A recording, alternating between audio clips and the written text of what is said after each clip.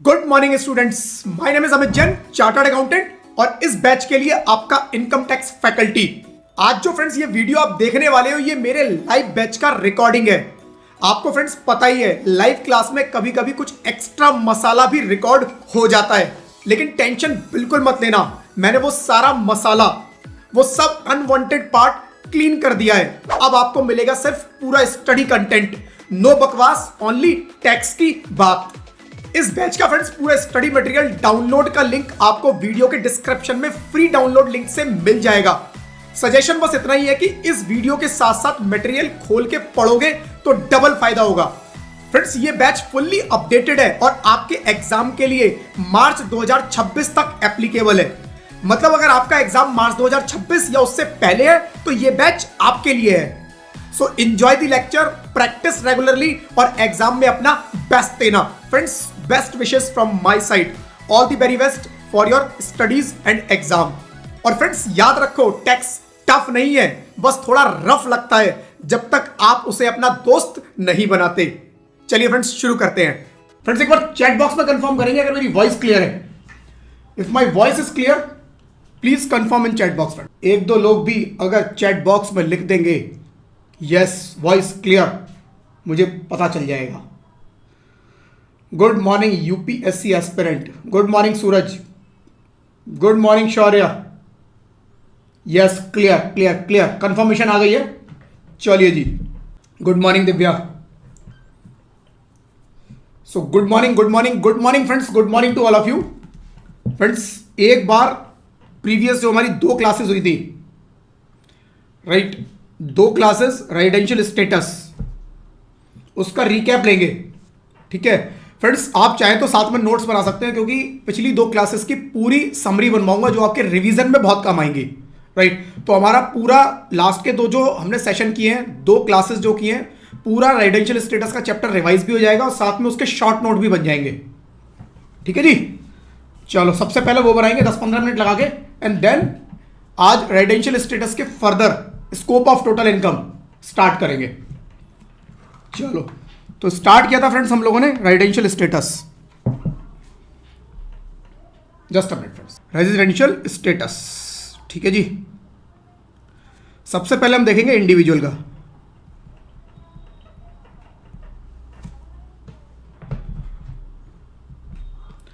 Individual के case में residential status कैसे निकलेगा?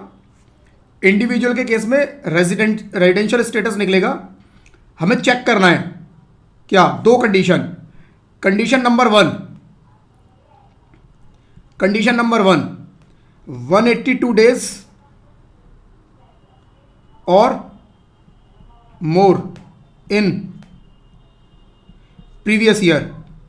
राइट, पिछले साल, राइट, जिस साल के लिए हम लोग रेजिडेंशियल स्टेटस निकाल रहे हैं उस साल में हम लोगों को देखना है कि क्या एसएससी जो पर्सन है वो 182 डेज और मोर इंडिया में रहा। अगर 182 दिन या उससे ज़्यादा इंडिया में रहा तो वो क्या हो जाएगा? रेजिडेंट। तो वो हो जाएगा रेजिडेंट। या फिर दूसरी condition, right, condition number 2, 60 days और more in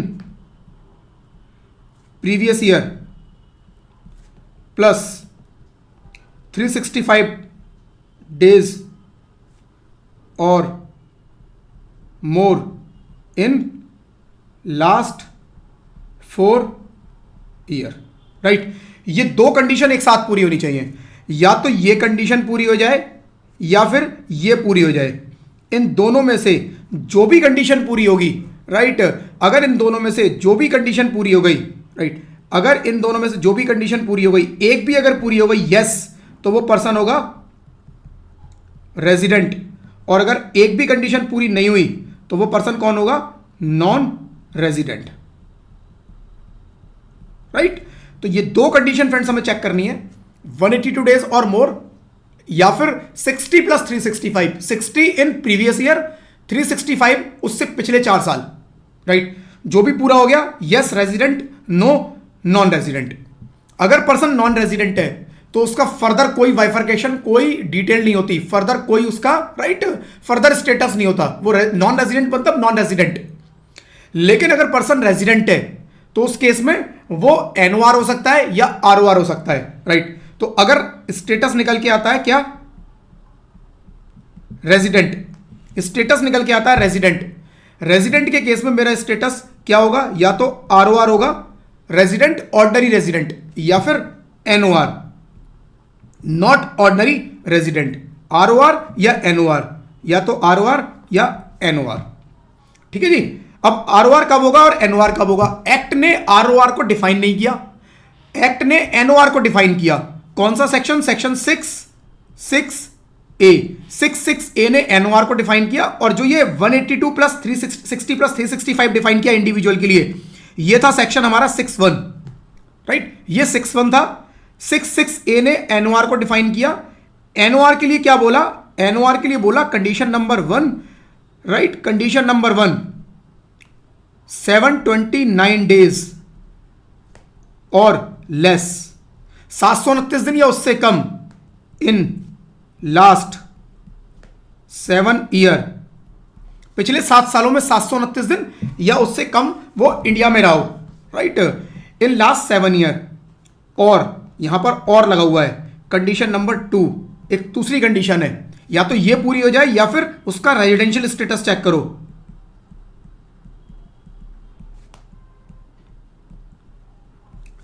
right, in 9 year non resident,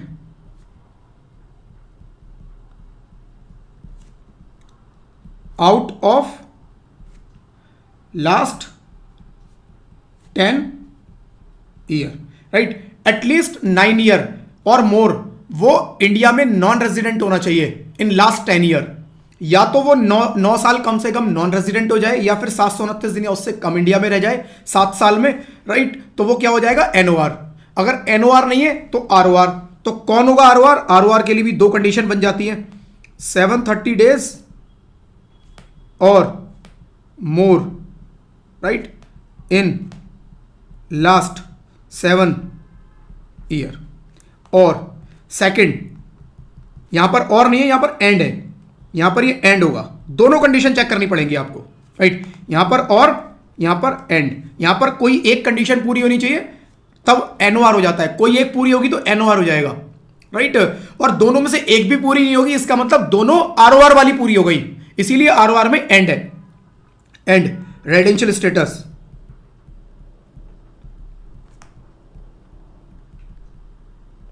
क्या होना चाहिए? In at least 2 year resident, at least 2 साल में रेजिडेंट आउट ऑफ 10 ईयर। पिछले 10 साल में कम से कम 2 साल वो रेजिडेंट हो जाए अगर, तो वो क्या हो जाएगा? आरओआर हो जाएगा। ये हमने देखा आरओआर और एनओआर के लिए। इसके बाद फर्दर हमने बात किया, कुछ स्पेशल कंडीशंस थी, राइट, स्पेशल केसेस थे, राइट, कुछ स्पेशल कैटेगरी।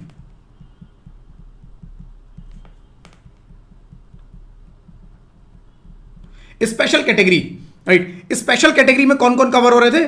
कुछ स्पेशल कैटेगरी बताई, जिसके अंदर पहली कैटेगरी थी, कैटेगरी नंबर 1, वो लोग जो इंडिया छोड़ के चले गए, राइट, लेफ्ट इंडिया फॉर किसके लिए? Employment oblique business oblique profession, right, left India for employment business profession, किसी भी चीज के लिए इंडिया छोड़ के चले गए। और ये लोग कौन होने चाहिए? ये लोग कौन होने चाहिए? ये होने चाहिए सिटीजन ऑफ इंडिया,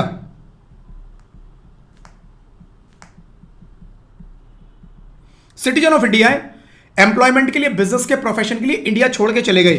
तो इस केस में फ्रेंड्स जो कंडीशन लगेगी वो लगेगी 182 डेज और मोर, राइट। तो सेक्शन 6(a) जो सेक्शन 6(1) जो है हमारा, उसमें 2 कंडीशन थी। सेक्शन 6(1) में 2 कंडीशन, कंडीशन नंबर 1 और 2। तो जो स्पेशल कैटेगरी है उसमें केवल ये कंडीशन नंबर 1, 6(1) की जो पहली कंडीशन है केवल वो अप्लाई होगी, दूसरी कंडीशन अप्लाई नहीं होगी, राइट। तो यहां पर 182 डेज और मोर मेरे को चेक करना है स्पेशल कैटेगरी के केस में। 182 दिन या उससे ज्यादा इंडिया में अगर है तो resident, otherwise non resident, right. तो यहां पर left India for employment, business profession, citizen of India होना चाहिए। 182 दिन से ज्यादा resident, otherwise non resident. 182 days और मोर, राइट, इसमें यस और नो, राइट। 182 दिन या उससे ज्यादा अगर है तो क्या हो जाएगा, resident, otherwise non resident, otherwise non resident. ठीक है जी। तो ये जितनी भी कंडीशन बता रहा हूं उसके अंदर 182 दिन लगेंगी, बट बीच में कुछ एक्सेप्शंस आएंगे, वो साथ में बताऊंगा। नंबर 2, एक था पहला लेफ्ट इंडिया, दूसरा है कमिंग टू इंडिया।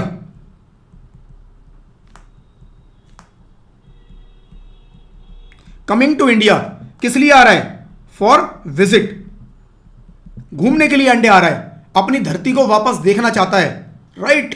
उसका दिल भर आया है, अब वो इंडिया फिर विजिट करना चाहता है, अपने लोगों से मिलना चाहता है। आ जाइए, बट कौन कौन आएगा, सिटीजन ऑफ इंडिया और number 2 person of Indian origin,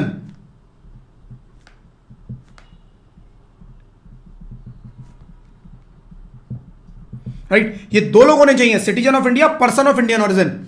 अगर ये इंडिया आएंगे कोई दिक्कत नहीं, आ जाइए, बट यहां पर कुछ कंडीशन है। कंडीशन ये है कि if, right, income other than foreign source is, right, greater than कितनी, 15 लैक्स। अगर ग्रेटर देन 15 लैक्स है तब उस केस में क्या होगा, 182 days condition will not apply, right, will not apply. क्या अप्लाई होगा यहां पर, राइट, हियर यहां पर अप्लाई होगा 120 plus 365 days.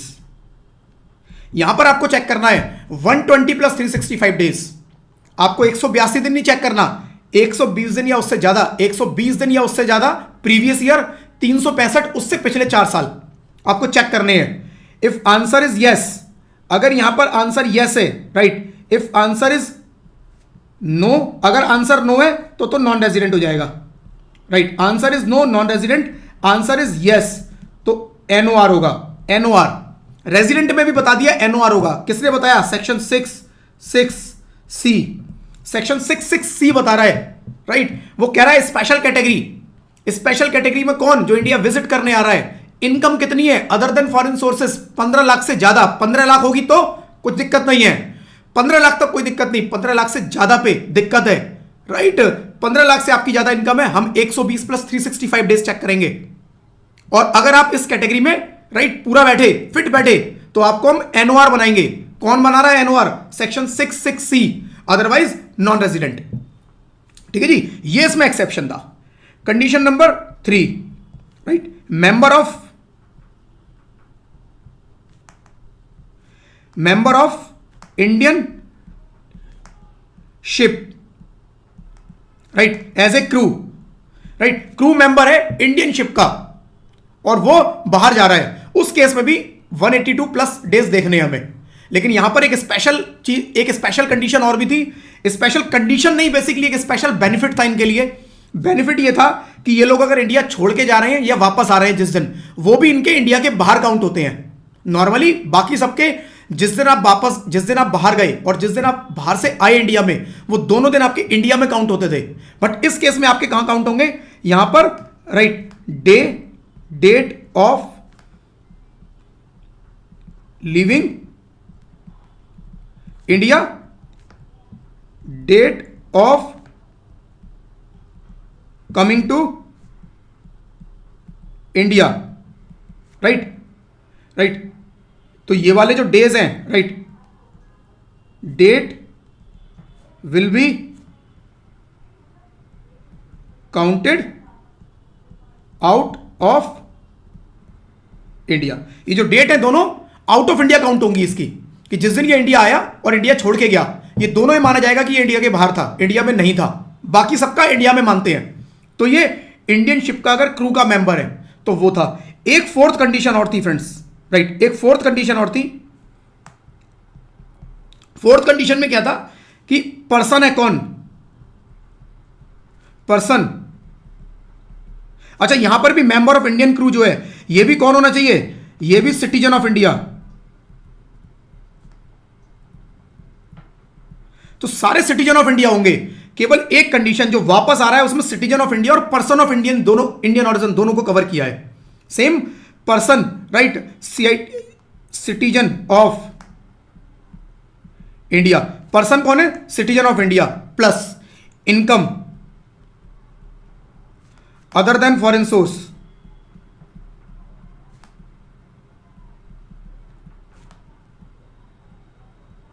Greater than 15 lakhs, right, ये ग्रेटर देन का साइन है, इसे साथ मत समझ लेना, ठीक है, greater than 15 lakhs, income other than foreign source greater than 15 lakhs. और तीसरी कंडीशन क्या है, right,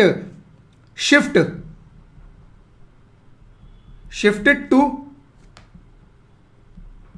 country where there is no tax, वहां पर उसको कोई टैक्स लाइबिलिटी भी नहीं आती।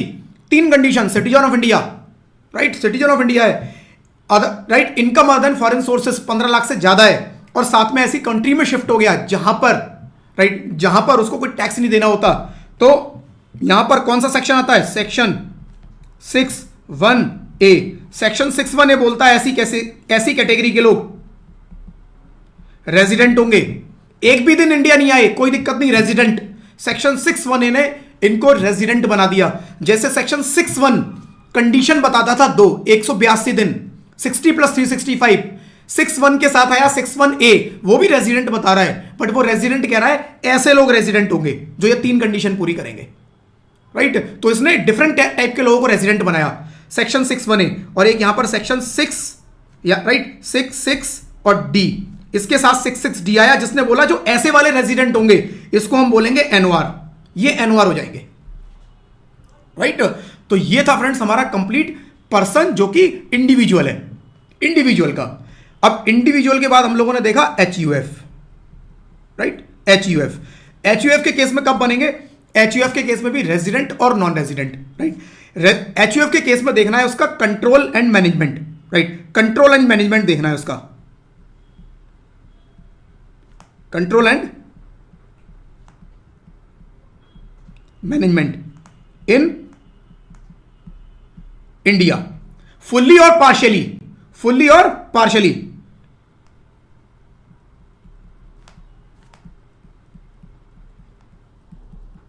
राइट, फुल्ली और पार्शियली जैसा भी हो, राइट। इसमें आंसर आएगा यस, अगर हां फुल्ली या पार्शियली, एक भी दिन इंडिया में था तो फिर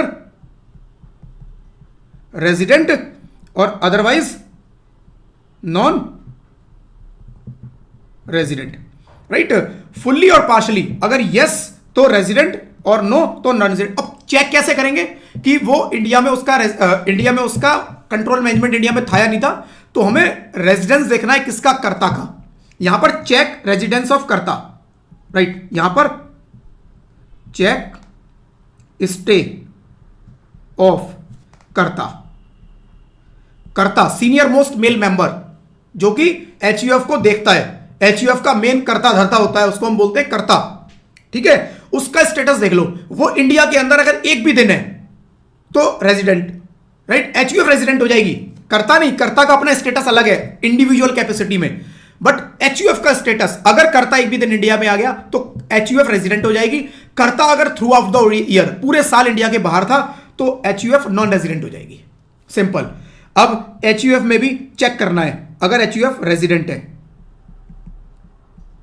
अगर एचयूएफ रेजिडेंट है तो उस केस में एचयूएफ भी क्या बनेगी, या तो एचयूएफ बनेगी आरओआर या एनओआर, राइट, आरओआर एनओआर। इसके एनओआर को डिफाइन किया कौन से section, section 66B, section 66B ने एनओआर डिफाइन किया किसका, एचयूएफ का, केवल एचयूएफ का, राइट। क्या कहता है, सेम कंडीशन है, यहां पर ये बोलता नहीं है सेम, ये बोलता नहीं है सेम, बट सेम कंडीशन लिखी हुई है, same condition of individual, right, यहां पर भी same condition of individual, same condition individual की चेक कर लो। 66D में कॉपी पेस्ट है, एग्जैक्ट कॉपी पेस्ट 66B में, ठीक है। तो ये हो गया HUF का हमारा। अब HUF और HUF का कौन सा सेक्शन था? सेक्शन 6 जो रेजिडेंट बता रहा है, दैट इज सेक्शन 6(2). सेक्शन 6(2) बता रहा है, 6(1) बता रहा है इंडिविजुअल का, 6(2) बता रहा है HUF का। उसके बाद आती है friends firm, AOP, association of person, BOI, body of individuals, right. इन सब के लिए हमारा सेक्शन था सेक्शन 6(2). तो HUF और फॉर्म, AOP, BOI का रेजिडेंट जो बता रहा है सेक्शन सेम है, क्या है? 6(2). ये भी कहता है, चेक करो, कंट्रोल एंड मैनेजमेंट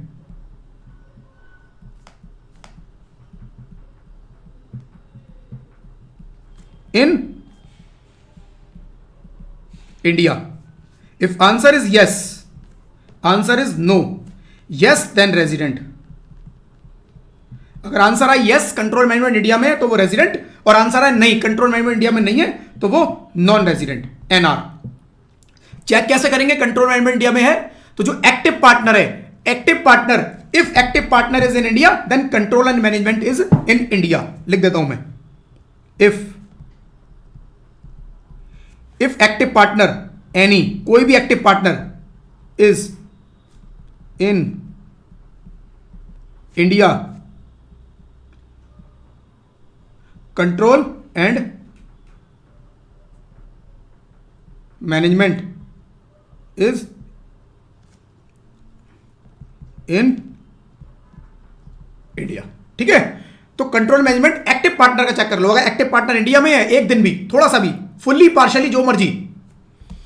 दूसरा, इसके बाद आता है कंपनी, कंपनी का चेक करेंगे सेक्शन 6(3), सेक्शन 6(3) कंपनी का बताता है, सेम, राइट। यहां पर चेक करना है आपको की मैनेजमेंट डिसीजन,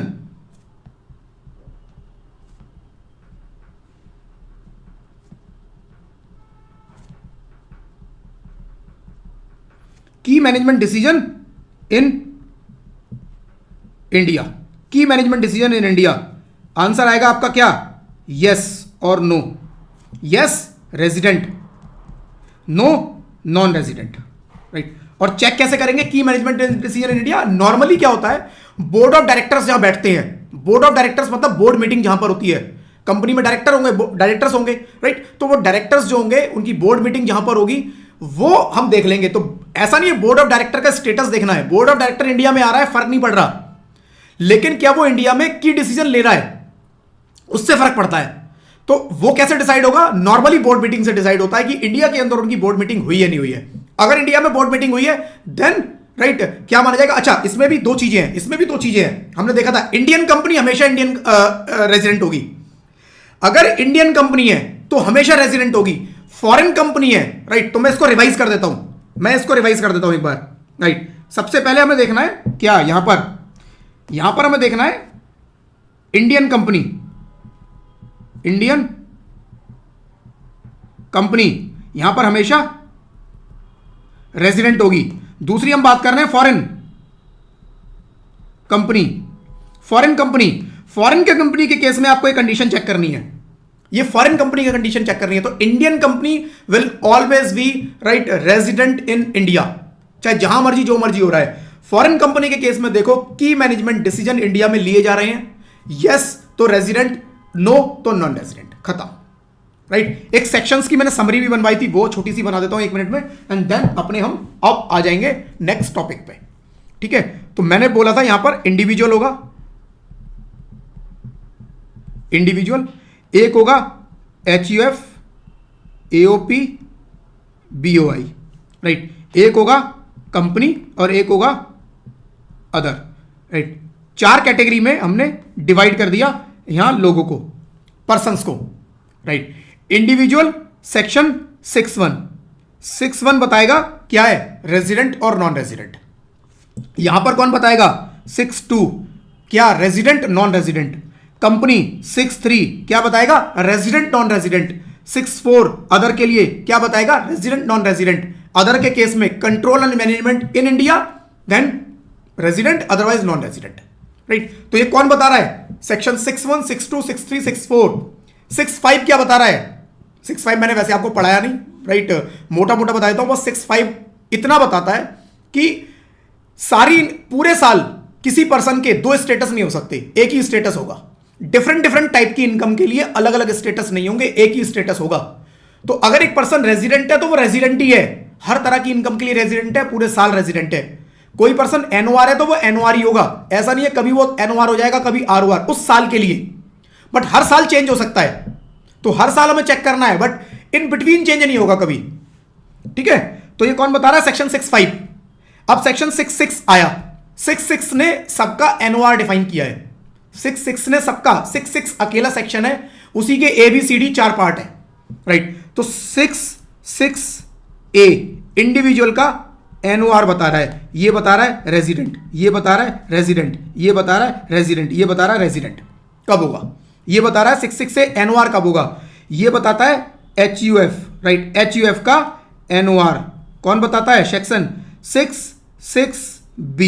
66B इसका एनओआर बताता है। कंपनी का एनओआर नहीं होता, अदर का किसी का एनओआर होता ही नहीं है। और यहां पर भी केवल HUF का होगा, राइट। AOP BOI का कोई एनओआर नहीं होगा। यहां पर पार्टनरशिप फर्म भी आ जाती हैं, यहां पर HUF फर्म AOP BOI सब आ जाती हैं, बट एनओआर जो बता रहा है वो केवल HUF का बता रहा है। Firm AOP BOI company other किसी का एनओआर ROR नहीं होगा, वो या तो रेजिडेंट होंगे या नॉन रेजिडेंट होंगे, ठीक है। फिर आता है एक सेक्शन 66C, 66B के बाद आया सेक्शन 66C। ये किसका बताता है? Special category. Special category person coming to India for visit, income other than foreign sources greater than 15 lakhs, right, उसको एनओआर बनाएंगे अगर 120 प्लस 365 डेज की कंडीशन पूरी हो गई। कौन बोल रहा है? Section 66C। उसके बाद एक सेक्शन आया सेक्शन 61, सेक्शन 61A। ये भी बता रहा है रेजिडेंट। किसको बता रहा है? Resident, right. ये रेजिडेंट बता रहा है जो पर्सन ऐसी कंट्री में सेटल हो गया जिसमें कोई टैक्स नहीं लगता, income other than foreign sources 15 lakh से ज्यादा है, साथ में पर्सन कौन है? Citizen of India. अगर ये तीनों कंडीशन पूरी हो रही है तो बता रहा है सेक्शन 61A रेजिडेंट, और इसी के साथ सेक्शन 66D ये बता रहा है ये पर्सन एनओआर होगा, एनओआर होगा। तो ये 61A वाले कंडीशन को एनओआर बोल रहा है। तो ये तीनों केस आपके किसके हैं? NOR, right. यहां HUF का एक एनओआर है। इस सीक्वेंस में इसको याद करोगे फ्रेंड्स तो आराम से हो जाएगा, ठीक है। तो ये था फ्रेंड्स हम लोगों ने जो पिछली 2 क्लासेस में सीखा। अब अपने नए टॉपिक पे आएंगे। कुछ डाउट है तो पूछ लेना फ्रेंड्स, राइट, कुछ डाउट है तो पूछ लेना। चलो जी, मैं अपने नए टॉपिक पे आ जाता हूं, ठीक है जी। तो टॉपिक है फ्रेंड्स आज का हमारा income, just a minute, scope of total income, right. Scope of income हमारा टॉपिक है, टैक्स इंसिडेंस और scope of total income, right. Tax incidence, scope of total income. थोड़ा सा ब्रीफ दे देता हूं पढ़ने से पहले कि होता क्या है आखिर ये। देखिए अब आप फ्रेंड्स, क्या आप लोगों ने देखा कि भाई डिफरेंट डिफरेंट हम स्टेटस निकालते हैं। कोई पर्सन रेजिडेंट हो सकता है, इंडिविजुअल HUF है तो उसकी 3 कैटेगरी हो सकती है, रेजिडेंट, राइट, एनओआर, रेजिडेंट में एनओआर ROR, या फिर नॉन रेजिडेंट, 3 कैटेगरी हो सकती है। उसके अलावा जो बचा उसकी 2 कैटेगरी हो सकती है, रेजिडेंट और नॉन रेजिडेंट। पॉइंट ये आता है कि ये स्टेटस निकाल क्यों रहे हैं। गवर्नमेंट ये कहती है फ्रेंड्स कि हमने 3 कैटेगरी जो बनाई वो जानबूझ के बनाई कि जो पर्सन इंडिया, आप बहुत तरह की इनकम कमाओगे, आप इंडिया में भी इनकम कमाओगे, बाहर भी इनकम कमाओगे, आप बहुत काम करोगे, राइट, बहुत सारा पैसा भी कमाओगे और हमें बहुत सारा टैक्स भी चाहिए, लेकिन हम हर बंदे से एक सेम टैक्स नहीं मांग सकते। तो वो कहता है कि देखो जो इंडिया में बहुत ज्यादा रहता है, जो ROR वाला केस है उस पर हम सबसे ज्यादा टैक्स लगाएंगे, उससे हम बहुत सारा टैक्स मांगेंगे। जो कम रहता है थोड़ा, राइट, थोड़ा कम रहता है उस पर हम और कम टैक्स मांगेंगे। लेकिन जो बहुत ही कम रहता है, जो नॉन रेजिडेंट वाले केसेस हैं, उनसे हम बहुत कम ऐसे आइटम होंगे जिन पर टैक्स मांगेंगे, राइट। तो ये tax incidence, scope of total income आपको एग्जैक्टली यही बताएगा कि किस किस स्टेटस में कौन कौन सी इन तरह की इनकम टैक्सेबल होंगी, किस किस तरह के स्टेटस में कौन कौन सी तरह की इनकम टैक्सेबल होंगी। वो कौन बता रहा है मेरे को? ये चैप्टर बताएगा, कौन सा? Scope of total income, right, scope of total income और टैक्स इंसिडेंस। सेक्शन 5 क्या कह रहा है? As per section 5, right, as per, एक second friends, as per section 5 scope of total income और tax incidence in various status shall be given below. Number 1 पहली category देखो, इसमें रेजिडेंट एंड ऑर्डिनरी रेजिडेंट। ये रेजिडेंट एंड ऑर्डिनरी रेजिडेंट की बात कर रहा है। In case of ROR following income shall be taxable. ध्यान से समझना ये कैटेगरी, ठीक है। आरओआर के केस में कह रहा है ये 3 तरह की इनकम टैक्सेबल हो जाएगी। पहली, income accruing arising in India. Accrue arise मतलब एक तरह से इंडिया के अंदर अर्न की है। एक्रू और अराइज दोनों वर्ड सेम है, सेम मीनिंग है इनका। एक्रू हो या अराइज हो सेम है, मतलब इंडिया के अंदर आपने अर्न की। Income accrue arise in India और deemed to accrue arise in India.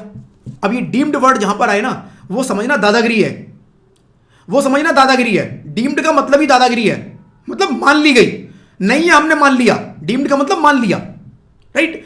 तो या तो आपने इंडिया में कमाया या हमने मान लिया कि आपने इंडिया में कमाया, वो टैक्सेबल हो जाएगी।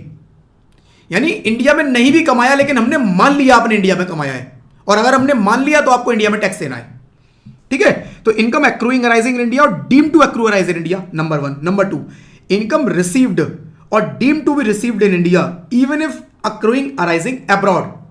आपने कमाया इंडिया के बाहर बट रिसीव इंडिया में हो गई, कमाया इंडिया के बाहर बट रिसीव इंडिया के अंदर हो गई, राइट। यहां पर फ्रेंड्स थोड़ा सा मैं आपको एक एक्सप्लेन कर देता हूं इसको, क्योंकि इसके अंदर कुछ पॉइंट है समझने वाला, right. Scope of total income, scope of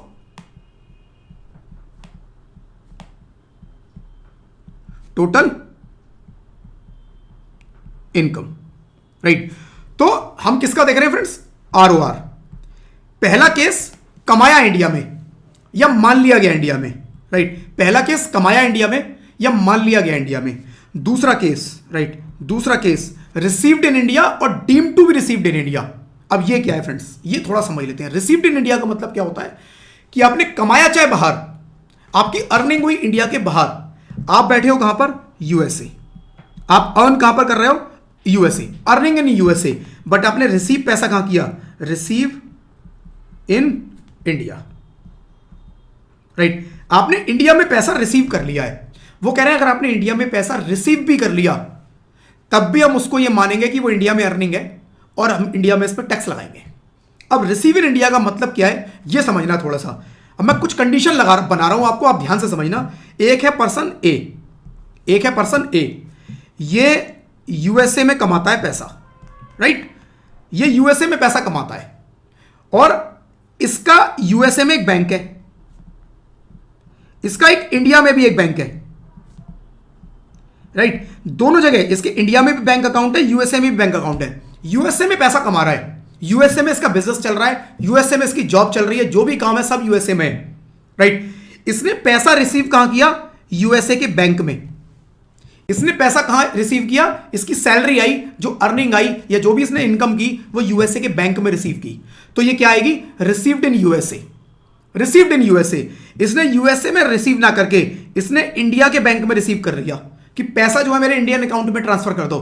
तो ये क्या आ जाएगा? Received in India, received in India. इसने क्या किया? इसने कहा कि रिसीव्ड इन इंडिया नहीं, इसने कहा यूएसए के बैंक में ही ट्रांसफर कर दो, और उसके बाद यूएसए के बैंक से इंडिया में पैसा ट्रांसफर कर दिया खुद से।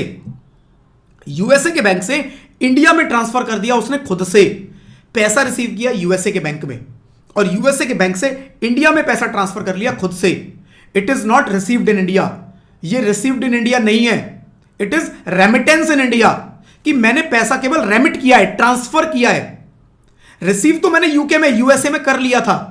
यानी कि रिसीव का मतलब है फ्रेंड्स कि सोर्स जो है आपका ओरिजिनल सोर्स, वहां से सीधा कहां रिसीव हुआ पहला, बस वो डिसाइड करेगा टैक्सेबिलिटी, कि पहली बार आपने कहां रिसीव किया, वो टैक्सेबिलिटी को डिसाइड करेगा।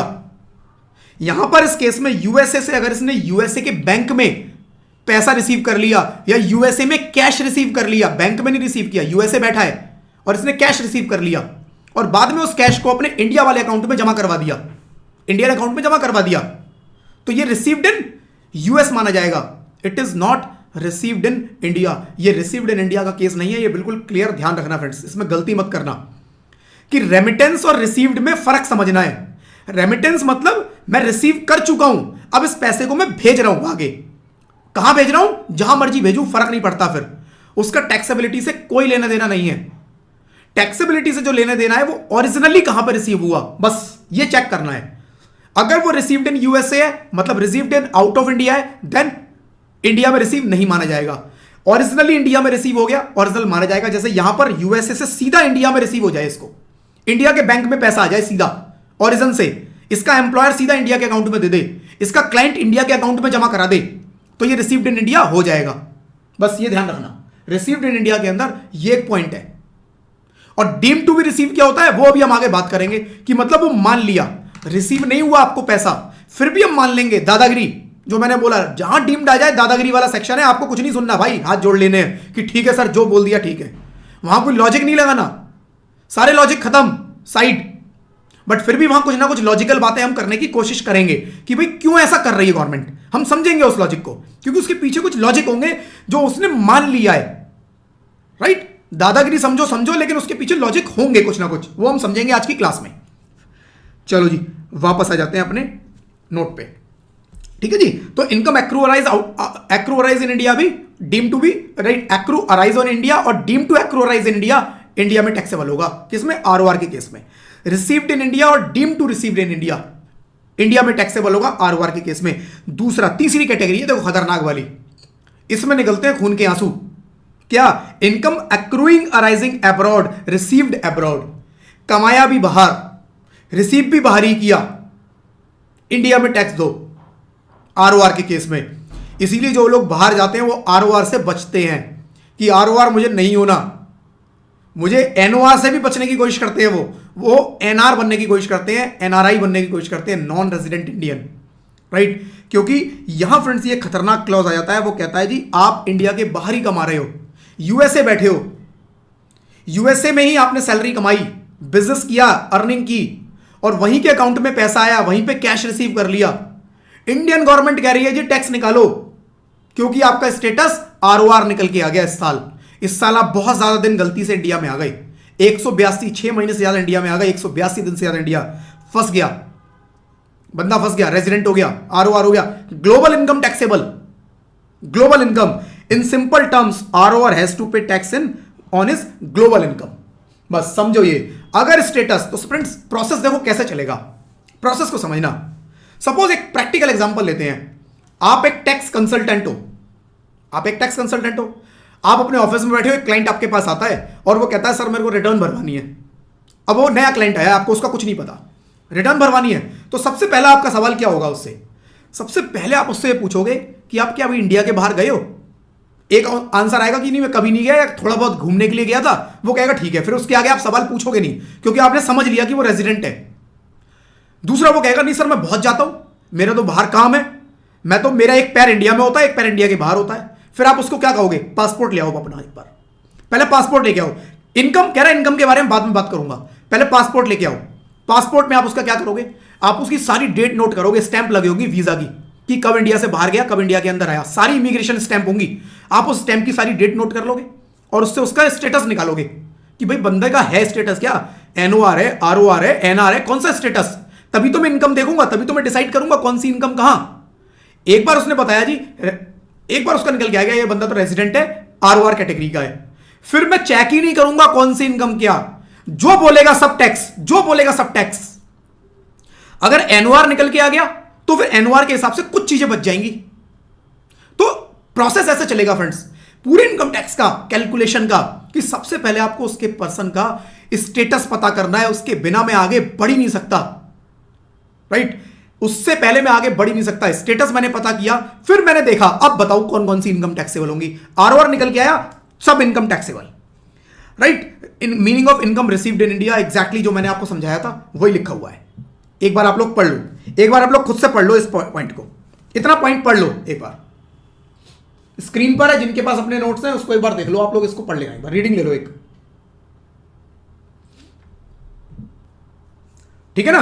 तो एग्जैक्टली वही लिखा हुआ है और एग्जैक्टली एग्जाम्पल भी यही बोल रहा है। Mister A, right, one house in Canada and rent has been received directly in India. Canada में हाउस है, इंडिया में उसने रेंट रिसीव किया, it will be considered to be income received in India and it is chargeable to tax in case of all three status. अभी all three मत पढ़ो, ROR पढ़ो, 3 पे मैं आया नहीं हूं अभी। But if mister A has one bank account in America and rent has been deposited in that American account, right. तो कनाडा में प्रॉपर्टी है, पैसा कहां डिपॉजिट हुआ? अमेरिका के एक बैंक अकाउंट में, उसका रेंट जो आया, right. Subsequently bank has transferred the amount to mister A in India, बाद में बैंक ने ट्रांसफर कर दिया ए को इंडिया के अंदर, ठीक है। It will be considered to be income received outside India, ठीक है, वो इनकम आउटसाइड इंडिया मानी जाएगी because income has already been received outside India and subsequently it was remitted to India. Remittance और ट्रांसफर पे टैक्स नहीं लगता, income tax remittance और ट्रांसफर पे नहीं लग रहा है, वो अर्निंग पे लग रहा है, कब आपकी अर्न हुई, कब रिसीव हुई वो, ठीक है। अब दूसरी condition, resident but not ordinary resident, resident but not ordinary resident, यह है एनओआर का केस। एनओआर में पहला केस बिल्कुल सेम है, income accrue arise in India और deem to accrue arise in India, बिल्कुल सेम। दूसरी कंडीशन बिल्कुल सेम, इनकम रिसीव्ड इन और deem to be received in India even if accruing arising abroad, बाहर कमाई बट रिसीव इंडिया में कर ली या डीम टू रिसीव इंडिया मान लिया तो टैक्सेबल। तो ये बिल्कुल ROR वाले केस हैं, ये 2 case exact ROR, right.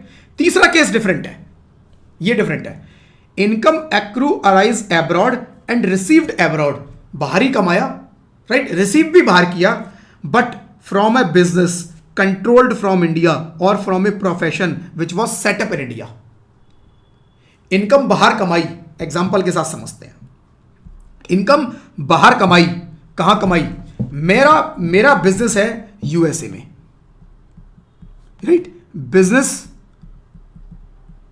USA में, मैंने कहां कमाया? इंडिया के बाहर। रिसीव कहां किया? इंडिया के बाहर, सब कुछ इंडिया के बाहर था, बट इसका कंट्रोल कहां से हो रहा है? चाहे फुल्ली और पार्शियली, उससे फर्क नहीं पड़ता, कंट्रोल कहां से हो रहा है? कंट्रोल इन इंडिया और profession setup in India. Business control from India और प्रोफेशन सेटअप इन इंडिया। अगर ये वाला केस निकल के आ जाए, राइट, अगर ये वाला केस निकल के आ जाए तो ये एनओआर के केस में टैक्सेबल हो जाएगा।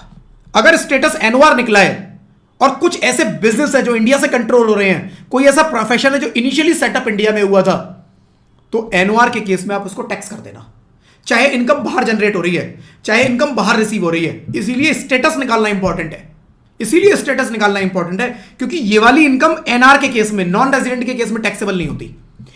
इंडिया से प्रोफेशन, राइट, कंट्रोल हो रहा है, इंडिया से प्रोफेशन, राइट, उसका प्रोफेशन सेटअप इंडिया में हुआ है, बिजनेस कंट्रोल इंडिया से हो रहा है, एनआर स्टेटस निकल के आया, टैक्सेबल नहीं होगा, बट एनओआर निकल के आ गया तो टैक्सेबल हो जाएगा। अब इसका मतलब क्या है? Business control from India, profession setup from India.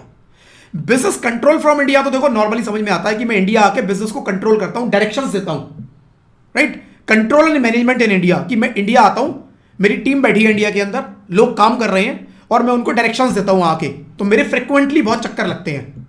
इसीलिए जबरदस्ती एनओआर बनाने की कोशिश की गई, क्योंकि ये बंदा इंडिया बहुत क्यों आ रहा है, यही वजह होगी, इसकी टीम यहां काम कर रही है, इसके बिहाफ पे काम कर रही है, ये डायरेक्शंस देने यहां आता है, ये अपने बिजनेस को देखने यहां पर आता है, तो कंट्रोल फ्रॉम इंडिया है business. Profession setup in India क्या होता है? एक पर्सन है मिस्टर ए, डॉक्टर, मैंने एग्जांपल दिया था शायद, ये मिस्टर ए डॉक्टर है, इंडिया में इनका क्लिनिक है, राइट, इंडिया में इनका क्लिनिक है, अब बहुत बढ़िया प्रैक्टिस चल रही है, बहुत फेमस हो गए, इन्होंने अपनी कुछ यूट्यूब पे वीडियो भी डाल दी। आजकल यूट्यूब पे वीडियो डालो तो थोड़ा ग्लोबली आपकी प्रेजेंस बन जाती है, क्योंकि आजकल सोशल मीडिया काफी एक्टिव है, राइट, तो ग्लोबल इनकी प्रेजेंस बन गई। यूएस में भी लोगों ने इनको देखा कि भाई इस तरह का ट्रीटमेंट इंडिया में हो रहा है और बहुत सस्ते में हो रहा है।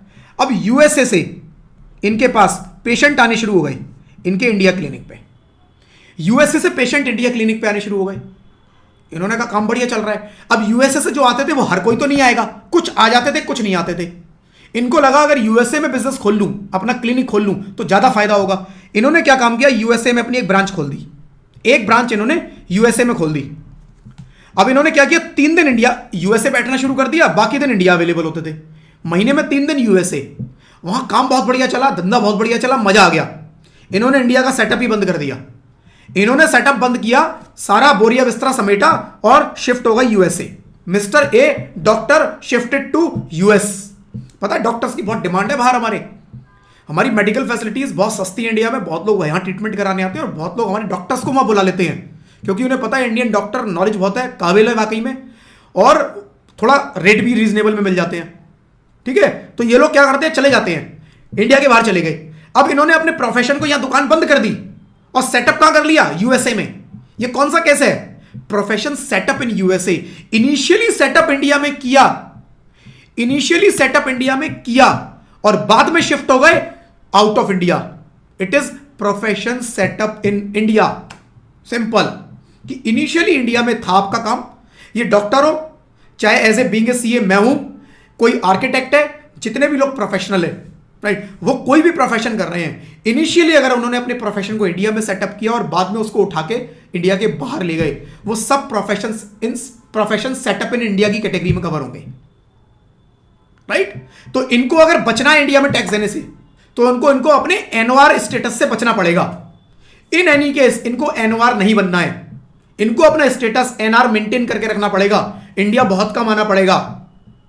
ठीक है, क्योंकि अगर आप एनओआर की कंडीशन में फंस गए तो गवर्नमेंट सिंपल ये बोलती है कि आप एनओआर हो। आप एनओआर क्यों हुए, क्योंकि आप बहुत आ रहे हो इंडिया, आपके बहुत फ्रिक्वेंट चक्कर लग रहे हैं, और कोई भी बंदा अपने काम छोड़ के तो इंडिया आएगा नहीं। कोई बंदा 4-4 5-5 महीने इंडिया तो पड़ा नहीं रहेगा। राइट, 4-4 5-5 महीने कोई इंसान इंडिया नहीं पड़ा रहेगा। ठीक बात है, अगर आ रहे हो तो कोई ना कोई आपका मतलब है, कोई ना कोई ऐसा काम है जो आप इंडिया आके कर रहे हो, आपका अर्निंग का सोर्स इंडिया से आज भी जुड़ा हुआ है। इसीलिए हम आपको बोलेंगे क्या, प्रोफेशन सेटअप इन इंडिया, और इंडिया में टैक्स लगाएंगे आपके ऊपर। Business control from India, India में टैक्स लगाएंगे। एनओआर की कैटेगरी इसीलिए बीच में डाली गई फ्रेंड्स। इनिशियली सेक्शन 61, 62, 63, 64 केवल रेजिडेंट की बात करते थे, उसके अंदर कोई एनओआर था ही नहीं। Resident non resident, resident non resident. जब ये इस तरह की कहानियां शुरू हुई कि लोग आके यहां पे भी कुछ ना कुछ कर रहे हैं, दिखाते नहीं, नॉन रेजिडेंट पे बच जाते हैं क्योंकि रिसीव वहां कर लेते हैं, बिजनेस पूरा वहां दिखाते हैं, यहां के एक्टिविटीज करते हैं कुछ कुछ, राइट, तो वो लोग बच जाते थे। गवर्नमेंट समझ गई, गवर्नमेंट ने सिंपल उठाया, एक बीच में कैटेगरी डाल दी, सेक्शन 66 ले आई बीच में, right, 66A B C D सब कवर कर दिया, सारे सिनेरियो कवर कर दिए। कोई नया सिनेरियो आएगा 66E भी आ जाएगा, राइट, कुछ इस तरह की और भी चीजें आ सकती हैं। तो फ्रेंड्स सिंपल है, ये होता है कि गवर्नमेंट को जब जब नई नई चीजें मिलती हैं, उनको लगता है कि लोग इस तरह से टैक्स बचाने की कोशिश कर रहे हैं, जो कि अनरीजनेबल है, गलत है, नया सेक्शन बीच में ऐड कर दिया जाता है। राइट, तो एनओआर के केस में इसी केवल कैटेगरी को, राइट, केवल यही एक चीज है जिसकी वजह से लोग एनओआर बचते हैं, और यही एक चीज है जिसकी वजह से एनओआर बनाया गया लोगों को। जो आपने स्पेशल कैटेगरी जितनी भी देखी जहां पर एनओआर डाला गया, उसका पर्पस केवल यही था कि जो लोग इंडिया के बाहर गए हैं, ये लोग इंडिया में भी कुछ ना कुछ करते रहते हैं, तो बिजनेस कंट्रोल फ्रॉम इंडिया। जो लोग इंडिया के बाहर गए हैं, प्रोफेशन था यहां पर, उन्हें यहां की नॉलेज है इंडिया की, ये इंडिया में भी कुछ ना कुछ काम करते रहते हैं, दिखाते नहीं है, पता नहीं चल पाता। राइट, तो इनको पकड़ेंगे। तो प्रोफेशन सेटअप इन इंडिया, इस पूरी कहानी को इसके अंदर डाल दिया और एनओआर पे टैक्स लगा दिया। तो सिंपल आपको समझना है, business control from India, profession setup in India, NOR के केस में क्या हो जाएगा, टैक्सेबल। ठीक है जी, और कुछ नहीं। वो कह रहे हैं बाहर है अगर आपकी अर्निंग, एक्रूअराइज अब्रॉड, रिसीव्ड अब्रॉड, हमें कोई मतलब नहीं है, लेकिन अगर ऐसा बिजनेस निकल आया जो कंट्रोल इंडिया से हो रहा है, ऐसा प्रोफेशन निकल के आया जो इनिशियली सेटअप इंडिया में करा गया था, तो फिर हम बीच में आएंगे और आपके ऊपर टैक्स लगाएंगे अगर आप एनओआर निकल आए। ठीक है जी, तो फ्रेंड्स जो मैंने आपको बताया है वही आगे लिखा हुआ है, meaning of profession setup in India. एक बार आप इसको पढ़ लो, जो मैंने मार्क किया है, एक बार पढ़ लो। ठीक है, अपने आप खुद से रीडिंग ले लो इसकी।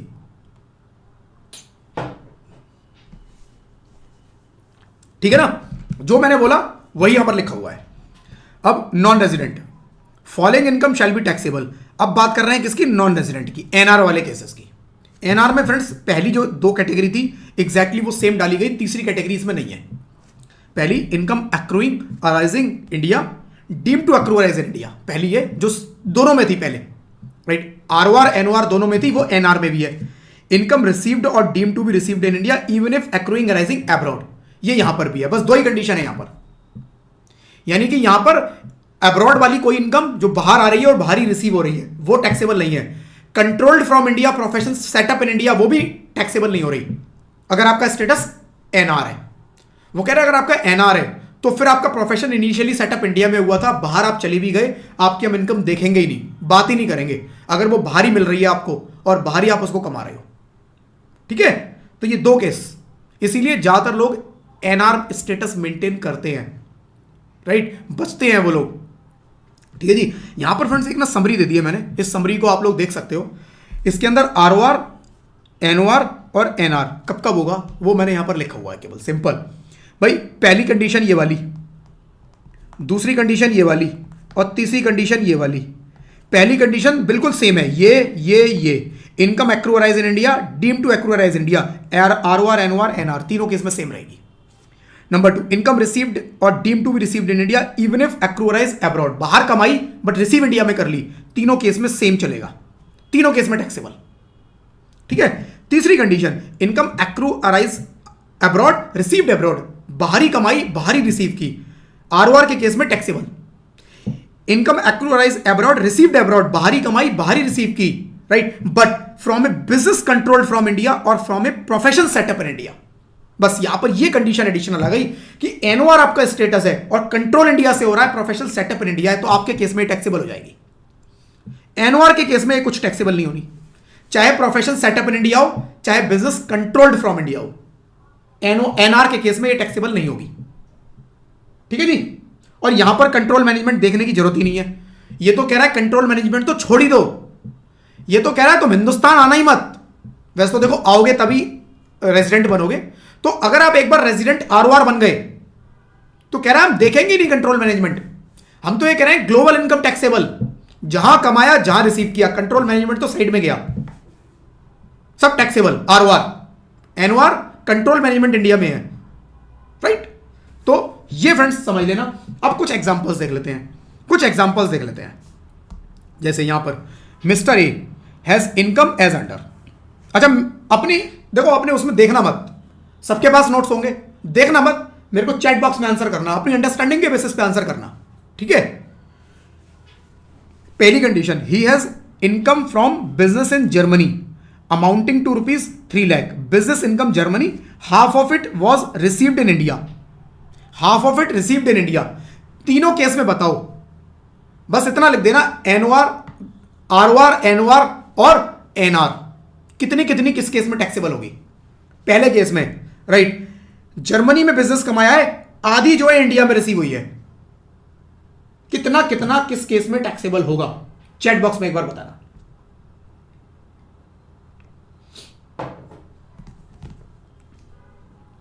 हाँ जी,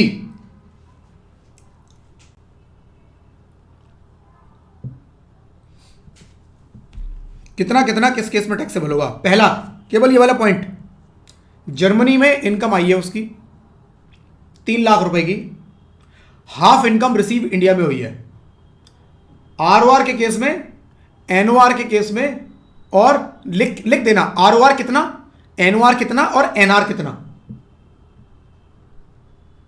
कितना कितना अमाउंट बता दो मेरे को। फ्रेंड्स, जितने भी लोग लाइव में बैठे हैं, प्लीज पार्टिसिपेट, राइट। आप लोग देखो, जब आंसर करोगे ना, आप खुद से लिखोगे, तो जब हम लिखते हैं ना तो सोचते हैं, तो कंसेप्ट क्लियर हो जाता है बिल्कुल।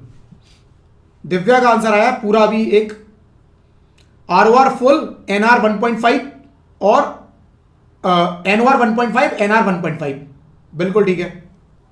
जिगर दोबारा चेक करो, 3 लाख रुपए की टोटल इनकम, इंडिया में 1.5 लाख रुपए रिसीव हुए हैं, हाफ इनकम इंडिया में रिसीव हुई है केवल। मैंने बताया था इस चार्ट, ये चार्ट सामने है, ये चार्ट खुला हुआ है। आरओआर के केस में बाहर आए चाहे इंडिया में आए सब टैक्सेबल, तो 3 का 3 पूरा, ठीक है। एनओआर के केस में बाहर आए तो वो टैक्सेबल, राइट, रिसीव होगी, right. Income accrue arise in India और deem to accrue arise in India, बाहर वाली कवर नहीं हुई। इनकम रिसीव्ड और deem to be received in India, जो इंडिया में रिसीव होगी वो कवर होगी यहां पर, राइट। तो रिसीव इंडिया में कितनी हुई है, 1.5 लाख, राइट। इंडिया में रिसीव केवल 1.5 लाख रुपए हुए हैं, ठीक है जी। तो 1.5 लाख रुपए एनओआर के केस में टैक्सेबल होंगे। और सेम रिसीव वाला एनआर की कंडीशन, रिसीव्ड इन इंडिया कितना है, इंडिया में देखना है, इंडिया में। एब्रॉड वाली जो कंडीशन है ना, वो कंडीशन नंबर 3 है, जो बाहरी रिसीव हुआ और बाहरी रिसीव हुआ और बाहरी कमाया, वो कहां है, कंडीशन नंबर 3। एनओआर आरओआर के केस में 3 लाख बाहरी कमाया, कितना भी रिसीव हुआ, 3 का 3 पूरा यहां टैक्सेबल हो जाएगा, 3 लाख। ठीक है, लेकिन यहां पर कह रहा है from a business control from India, कोई कंट्रोल वाला पॉइंट यहां दिया नहीं है, राइट। तो यहां पर एक्रोराइज इन इंडिया कितनी है, कुछ भी नहीं है। रिसीव्ड इन इंडिया कितनी है, 1.5, क्योंकि 1.5 लाख इंडिया में रिसीव हुआ है, तो ये टैक्सेबल हो जाएगा। इस केस में भी 1.5, 1.5 लाख इंडिया में रिसीव हुआ है, ये टैक्सेबल होगा, राइट। तो पहले आरओआर के केस में 3 लाख, एनओआर के केस में 1.5 लाख और एनआर के केस में 1.5 लाख। सॉल्यूशन को थोड़ा सा निकाल देता हूं बस आपके जितना। ये पहला वाला देख लो, इनकम रिसीव्ड इन इंडिया। एक सेकंड, ये फ्रेंड्स टाइपो एरर है, इसको ठीक कर लेना। ये 3 लाख को 1.5 लाख को 3 लाख बना लेना, ये टाइपो एरर रह गया इसके अंदर, राइट।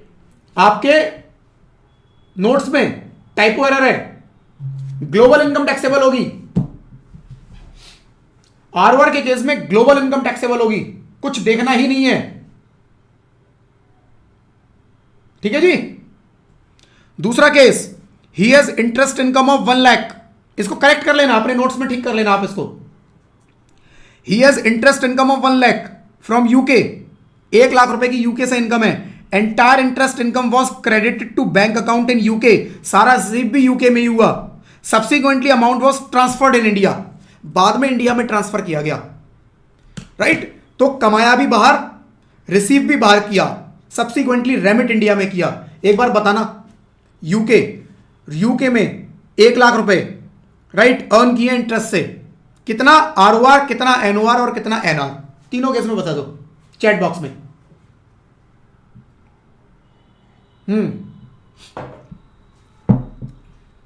कितना आरओआर, कितना एनओआर और कितना NR. 1 lakh interest income earned in UK and received in UK, earned in UK and received in UK. हाँ बिल्कुल जिगर, आपका तरीका ठीक है, आप ऐसे ही लिख दो, जिगर ने बढ़िया काम किया। 1 लाख, 0,0, ठीक है। पहला ROR, then NOR, then NR, ठीक है जी। Divya full, NOR nil, NR 0, बिल्कुल ठीक है। रमेश एनओआर 1, रेस्ट ऑल 0, बिल्कुल ठीक है। आरओआर के केस में टैक्सेबल होगी 1026। Shaurya ROR taxable 1 lakh, other nil, बिल्कुल ठीक है, बिल्कुल ठीक है, सारे आंसर ठीक आए हैं, राइट। तो second condition, income accruing arising abroad और रिसीव्ड अब्रॉड वाला केस है ये। इनकम एक्रू और arise abroad and received abroad वाला केस है ये, ठीक है जी। केवल आरओआर के केस में टैक्सेबल होगी, बाकी सब कुछ नहीं लगेगा। कंडीशन नंबर 3, तीसरा पॉइंट पढ़ते हैं। He has business in Bombay, जैसे ही बिजनेस इन बॉम्बे नजर आए ना, तीनों में टैक्स कर देना, आगे का पढ़ने की जरूरत नहीं है बहुत ज्यादा, क्योंकि बिजनेस इन बॉम्बे का मतलब क्या है, accrue and arise in India, all 3 status taxable. Bombay and entire income of 3 lakh was received in UK, फर्क ही नहीं पड़ता, इंडिया में बिजनेस है, जहां मर्जी रिसीव हो, 3 सारा टैक्सेबल, राइट। 3 सारा टैक्सेबल, 3 है, 1 है, देखो, हाँ 3 सारा टैक्सेबल, ठीक है जी। देन उसके बाद बात करेंगे, अच्छा देखो सही है फ्रेंड्स, सही है, ऊपर वाली जो कंडीशन है ना, जो मैंने कहा था करेक्शन कर लेना, वो ठीक है। एक्चुअली मैंने क्या किया, एग्जांपल में 2 पार्ट में लिखा हुआ है, ये 2 पार्ट में लिखा है कि रिसीव्ड इन इंडिया 1.5 लाख, मैं इसको मिटा देता हूं, रिसीव्ड इन इंडिया 1.5 लाख और एक्रोराइज इंडिया 1.5 लाख, तो मैंने 3 लाख यहां टैक्स किया हुआ है, वो 2 पार्ट में लिखा है, 3 है, आप इसको 3 एक साथ भी लिख सकते हो, ठीक है। Accrue arise in India, received in India, 3 lakh पूरा का पूरा लिया है, तो बुक में ठीक है, बिल्कुल दूसरी लाइन में लिखा हुआ है वो, राइट। इसमें 1.5 लाख, इसमें 1.5 लाख, वो बिल्कुल ठीक है।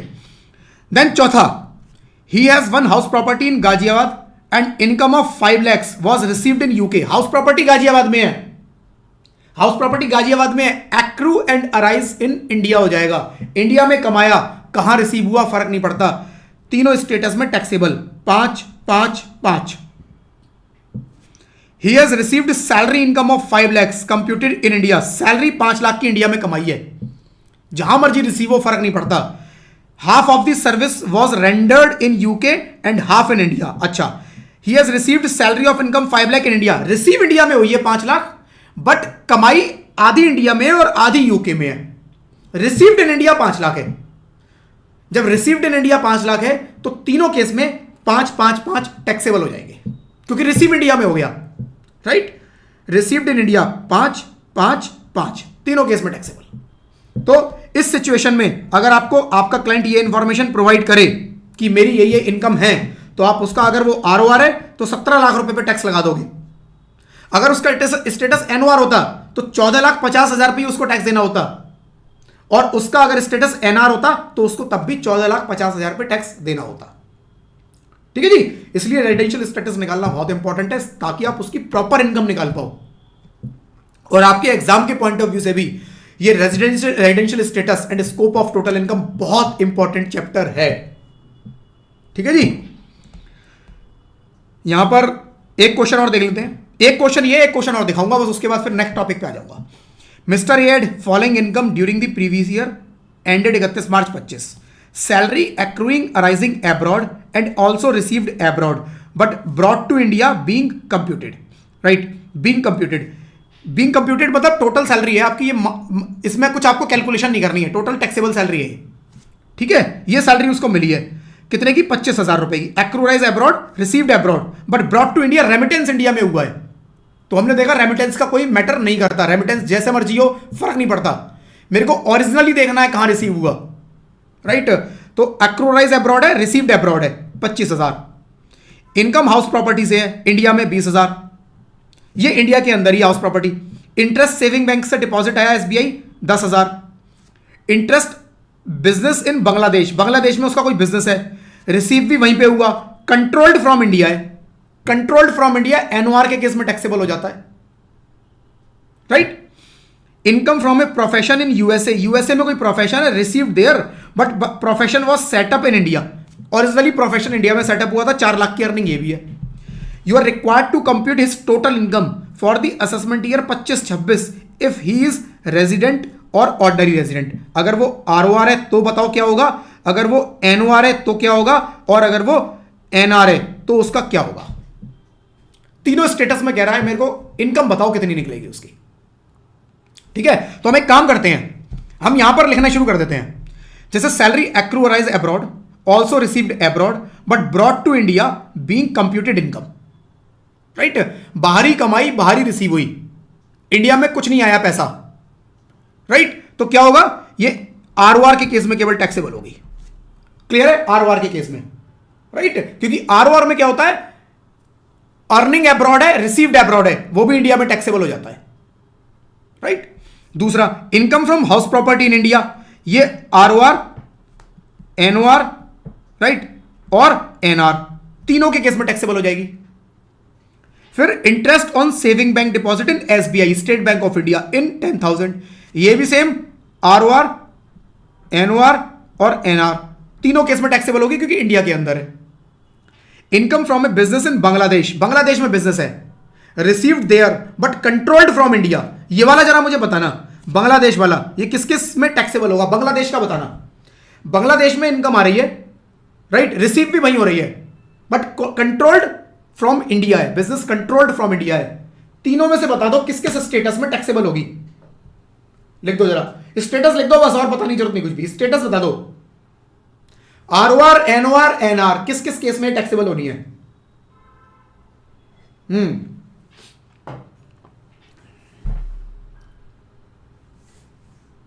एक आंसर आया दिव्या का, परफेक्ट, जिगर परफेक्ट, नहीं रमेश, माधवी, आरओआर के केस में तो होना ही होना है। कंट्रोल्ड देख के कंफ्यूज मत होना कि कंट्रोल्ड फ्रॉम इंडिया ये एनओआर से होता है, कंट्रोल्ड है नहीं है फर्क नहीं पड़ता। अगर आरओआर है, global income taxable, global income, control तो साइड कर दो, जहां मर्जी कमाया जहां मर्जी रिसीव किया, आरओआर टैक्सेबल। और कंट्रोल्ड भी अगर बीच में आ जाए तो एनओआर आ जाएगा, फिर एनओआर, तो ये हो जाएगी इनकम आपकी ROR एंड NOR, ये दो केस में टैक्सेबल हो जाएगी। ROR NOR। शौर्य ने आंसर भी निकाल दिया है, मुझे नहीं पता वो सही है कि गलत है, क्योंकि मेरे को नीचे का आंसर याद नहीं है।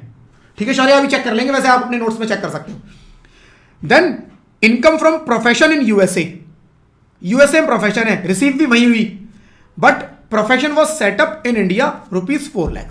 सेटअप इन इंडिया में हुआ तो ये भी सेम वही केस बनेगा जो बांग्लादेश वाला है, राइट। ये भी ROR और NOR के केस में टैक्सेबल होगी, ROR NOR के केस में। ठीक है, अब बस इसके बेसिस पे आप देख लो नीचे आंसर अपना।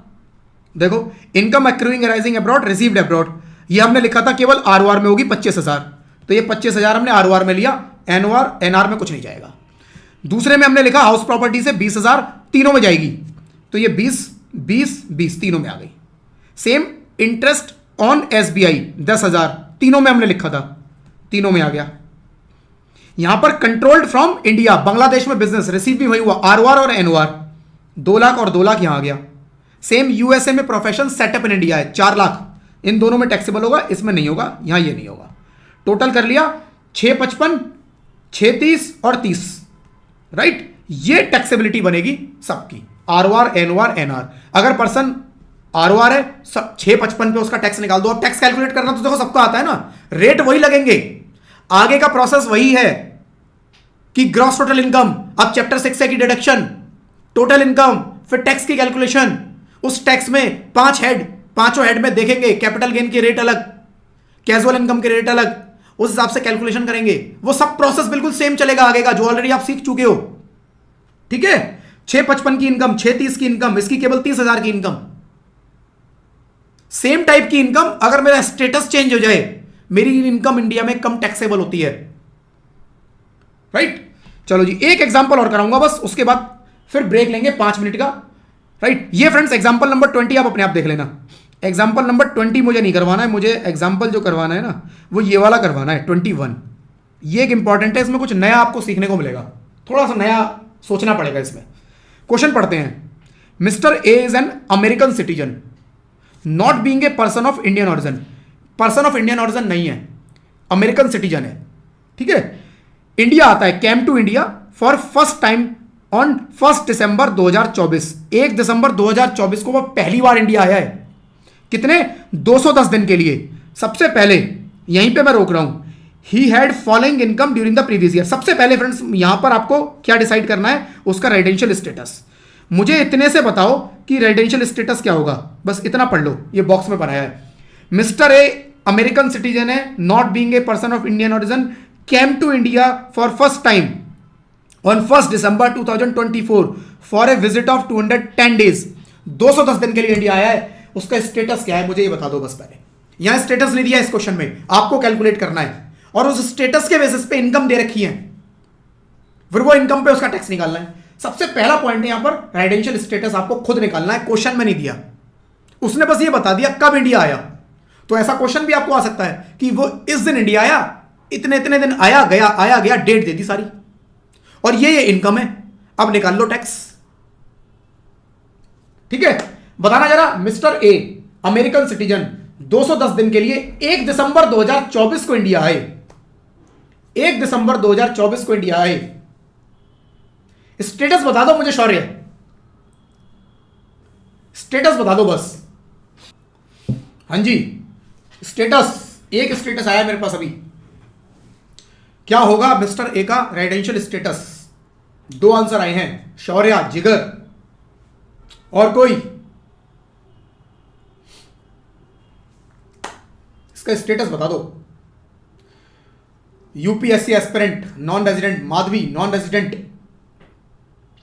बट ये तो 210 दिन के लिए आया हुआ है, तब भी नॉन रेजिडेंट। देखो ये 210 दिन कंफ्यूज करने के लिए लिख दिया आपको, 210 दिन कंफ्यूज करने के लिए लिख दिए कि कई बार क्या होता है, आप एग्जामिनेशन हॉल में ना बड़े प्रेशर में होते हो। प्रेशर नहीं लेना, पहली चीज बिल्कुल बड़ा कूल माइंड से क्वेश्चन को पढ़ना है। 210 दिन देखते ही हम उसे रेजिडेंट डिक्लेयर कर देंगे ROR, और पूरा आगे का क्वेश्चन गड़बड़। एक बार मैंने उसको ROR बना दिया, गड़बड़ पूरा क्वेश्चन ही। हमें उसका 24-25 का देखना है केवल। 1 दिसंबर को इंडिया में आया है, 1 दिसंबर से 31 मार्च का केवल स्टेटस देखना है। कितने 4 महीने 120 19 122 कितने दिन निकलेंगे देख लेना, यानी 182 दिन से कम है। मैं बता रहा हूं यहां ना बहुत मिस्टेक होती है, ऐसे क्वेश्चंस में बड़ी मिस्टेक होती है। 210 दिन देखते ही, ऑल्दो किसी ने भी गलत आंसर नहीं किया, मेरे को बड़ा अच्छा लग रहा है कि एक भी मेरे पास गलत आंसर नहीं आया। काफी लोगों ने आंसर ही नहीं दिया, वो मुझे नहीं पता कि उनके माइंड में क्या चल रहा है, बट यस जिन्होंने आंसर दिया उन्होंने एक भी गलत नहीं लिखा। हर स्टूडेंट ने ये लिखा है non resident non resident non resident. तो कंफ्यूज नहीं होना है 210 दिन देख के, 182 वाला कॉन्सेप्ट लगाने मत बैठ जाना। दूसरा यहां पर फ्रेंड्स एक चीज और भी आती है कि 182 दिन नहीं होते, क्या 60 + 365 होते हैं, वो भी आपको सोचना पड़ेगा। वो क्यों सोचना पड़ेगा? क्योंकि ये पर्सन इंडिया जो आ रहा है ना ही सिटीजन ऑफ इंडिया है ना ही पर्सन ऑफ इंडियन ओरिजिन है, तो ये स्पेशल कैटेगरी वाला केस भी नहीं है। इसको स्पेशल कैटेगरी केस मत मानना कि ये पर्सन विजिट के लिए इंडिया आ रहा है। वो 2 पे अप्लाई होता है केवल, या तो पर्सन सिटीजन ऑफ इंडिया हो या पर्सन ऑफ इंडियन ओरिजिन हो, वो बताएगा, अदरवाइज नहीं, अज्यूम नहीं करना वो मेरे को, ठीक है। तो ये स्पेशल कैटेगरी का केस भी नहीं है, इसमें हमें 182 + 365 देखना है, 182 देखना है या फिर 60 + 365 देखना है। ना 182 हो रहा है और ना 60 + 365 होगा, क्योंकि 60 तो हो जाएगा, 365 नहीं हो पाएगा, पहली बार इंडिया में आया है, ठीक है।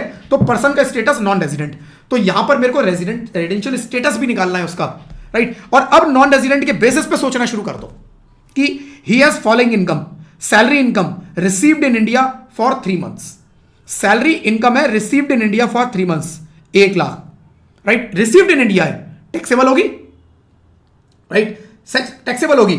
दूसरा इनकम नहीं, शौर्य एप्लीकेबल तो होगी, शौर्य आपने लिखा है 60 + 365 नॉट एप्लीकेबल, एप्लीकेबल तो होगी लेकिन इसके केस में बनेंगे नहीं, वो स्पेशल कैटेगरी है, वहां पर एप्लीकेबल नहीं होती। ये स्पेशल कैटेगरी का केस है ही नहीं। अगर आपने एप्लीकेबल इस तरह से लिखा है कि इस केस में अप्लाई ही नहीं होगा, नहीं, अप्लाई करके देखना पड़ेगा आपको, राइट, बट इसका बनेगा नहीं। एप्लीकेबल होगा बट इसका बनेगा नहीं, ठीक है ना, क्योंकि स्पेशल कैटेगरी का नहीं है ये, ना ही ये सिटीजन ऑफ इंडिया है ना ही ये पर्सन ऑफ इंडियन ओरिजिन है। अब सैलरी टैक्सेबल हो जाएगी, income from house property in London और रिसीव भी वहीं पर हुई, तो ये टैक्सेबल नहीं होगी क्योंकि एनआर है अब इसका स्टेटस। एनआर का मतलब क्या हुआ? Income received in India, accrue और अराइज इन इंडिया, बस ये 2 इनकम टैक्सेबल होंगी, ठीक है। Amount brought to India out of past untaxed profit earned in Germany. ये पास्ट अनटैक्स्ड प्रॉफिट क्या है? पिछले कोई ईयर से रिलेटेड, प्रीवियस ईयर्स होंगे, कोई पिछले पुराने साल हैं, उनमें कुछ ऐसा प्रॉफिट था जो कि इनकम टैक्स रिटर्न में दिखाने से रह गया और उस पर टैक्स कैलकुलेट नहीं हो पाया, पास्ट अनटैक्स्ड प्रॉफिट। तो फ्रेंड्स जब भी ऐसे प्रॉफिट्स निकल के आते हैं जो पुराने, वो उसी साल की इनकम माने जाते हैं जिस साल से रिलेटेड है।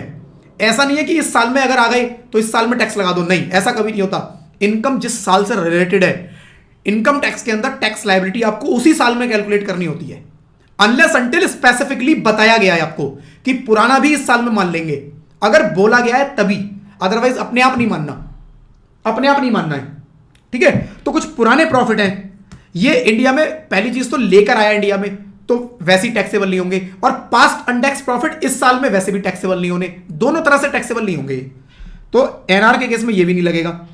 Income from agriculture in Sri Lanka received and invested there.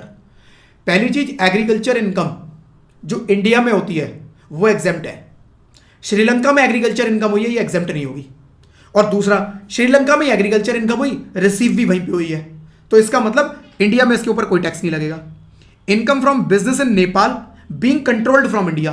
अब कंट्रोल्ड फ्रॉम इंडिया है, किस केस में टैक्सेबल होगी? एनओआर के केस में। अब ये बंदा तो एनआर है, स्टेटस निकाल लिया मैंने पहले ही, एनआर निकल रहा है नॉन रेजिडेंट, तो ये इस केस में टैक्सेबल ही नहीं होनी। अगर इसका स्टेटस एनओआर निकलता तो ये 35,000 टैक्सेबल हो जाते, right. Income from house property in USA received in USA 76,000 is used in Canada for meeting the education expense of mister x daughter, right. 86,000 रुपए कमाए, कहा? यूएसए में। 76,000 रुपए वहीं खर्च कर दिए कनाडा में ही एजुकेशन पे अपनी बेटी के, और 10,000 रुपए इंडिया में रेमिट कर दिए, कुछ भी टैक्सेबल नहीं, रेमिटेंस पे टैक्स लगता ही नहीं है। एक्रूअराइज अब्रॉड है, रिसीव्ड भी अब्रॉड है, टैक्स नहीं लगेगा इंडिया में। तो केवल एक ही इनकम है जो इंडिया में टैक्सेबल होगी, 1 लाख, राइट। तो सबसे पहले mister A is foreign citizen, he was in India during the previous year 24-25 121 दिन, जनवरी फरवरी मार्च अप्रैल डेट दिए हुए हैं, मार्च तक के 10, does not satisfy first condition 182 days, second condition is also not satisfied, mister A came to India for first time, right, he is non resident, non resident है तो 1 लाख रुपया पहला टैक्सेबल हो गया, बाकी सारा जो भी है राइट वो टैक्सेबल नहीं होगा। 1 लाख पे उसकी टैक्स लाइबिलिटी निकालेंगे। Income under the head salary 1 lakh, computation of income 1 lakh, gross total income भी 1 लाख हो जाएगी, डिडक्शन चैप्टर 6 की कुछ नहीं है, टोटल इनकम 1 लाख और टैक्स 0, स्लैब रेट लगेगा 0 हो जाएगी। अब बताओ यहां तक कोई डाउट है तो? कोई भी डाउट है सवाल पूछ लो, इसके बाद एक नया कॉन्सेप्ट शुरू करने वाला हूं इससे रिलेटेड। ब्रेक लेंगे 5 मिनट का पहले।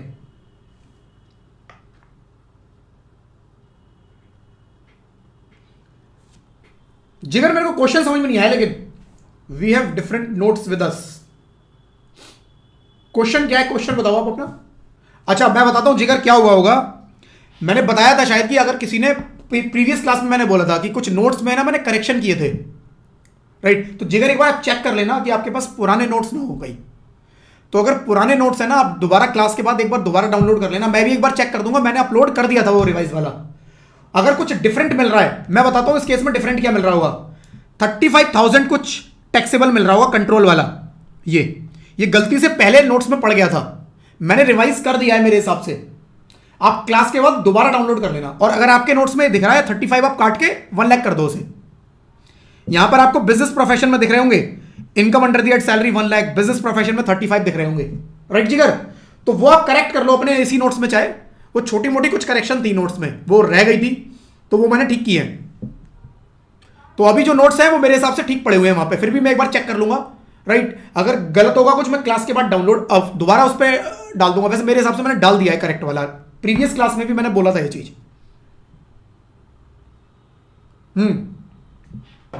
वो गलती रह गई थी, मैंने कर दिया ठीक।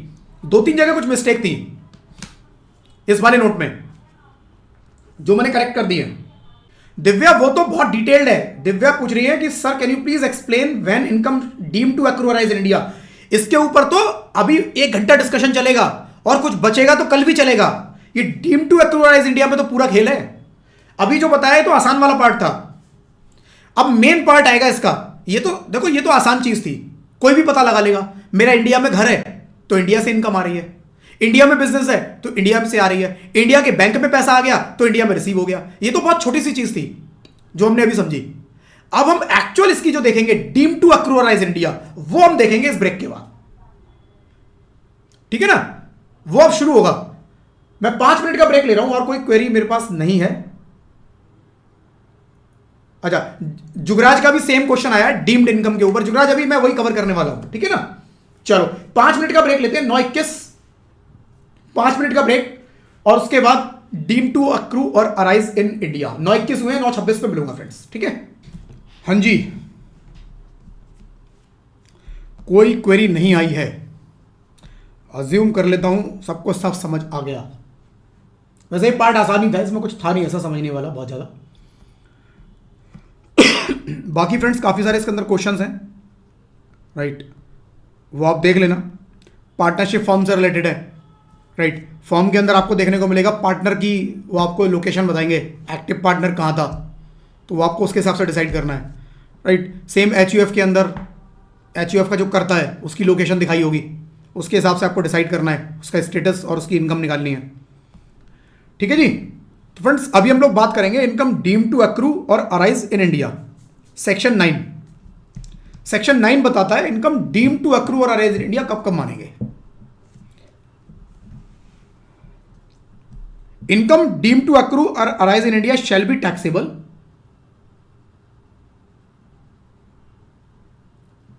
मैं यूपीएससी मैं कर दूंगा, मैं एक बार चेक करके ना मैं अपडेट कर दूंगा, अगर उसमें नहीं हुआ है तो मैं कर दूंगा। वो रेडी है मेरा, क्योंकि मेरा वाला नोट्स जो अपडेटेड है, तो शायद उसमें अपलोड होने से रह गया हो। अभी आज ही इस क्लास के बाद कर दूंगा अपडेटेड नोट, ठीक है। Income deem to accrue arise in India section 9। अब सेक्शन 9 क्या बोलता है? इनकम सेक्शन 9 बोलता है कि जी इफ एनी इनकम, सेक्शन 9 बोल रहा है क्या कहते हैं, the following income shall be deem to accrue arise in India if any income has its source in India.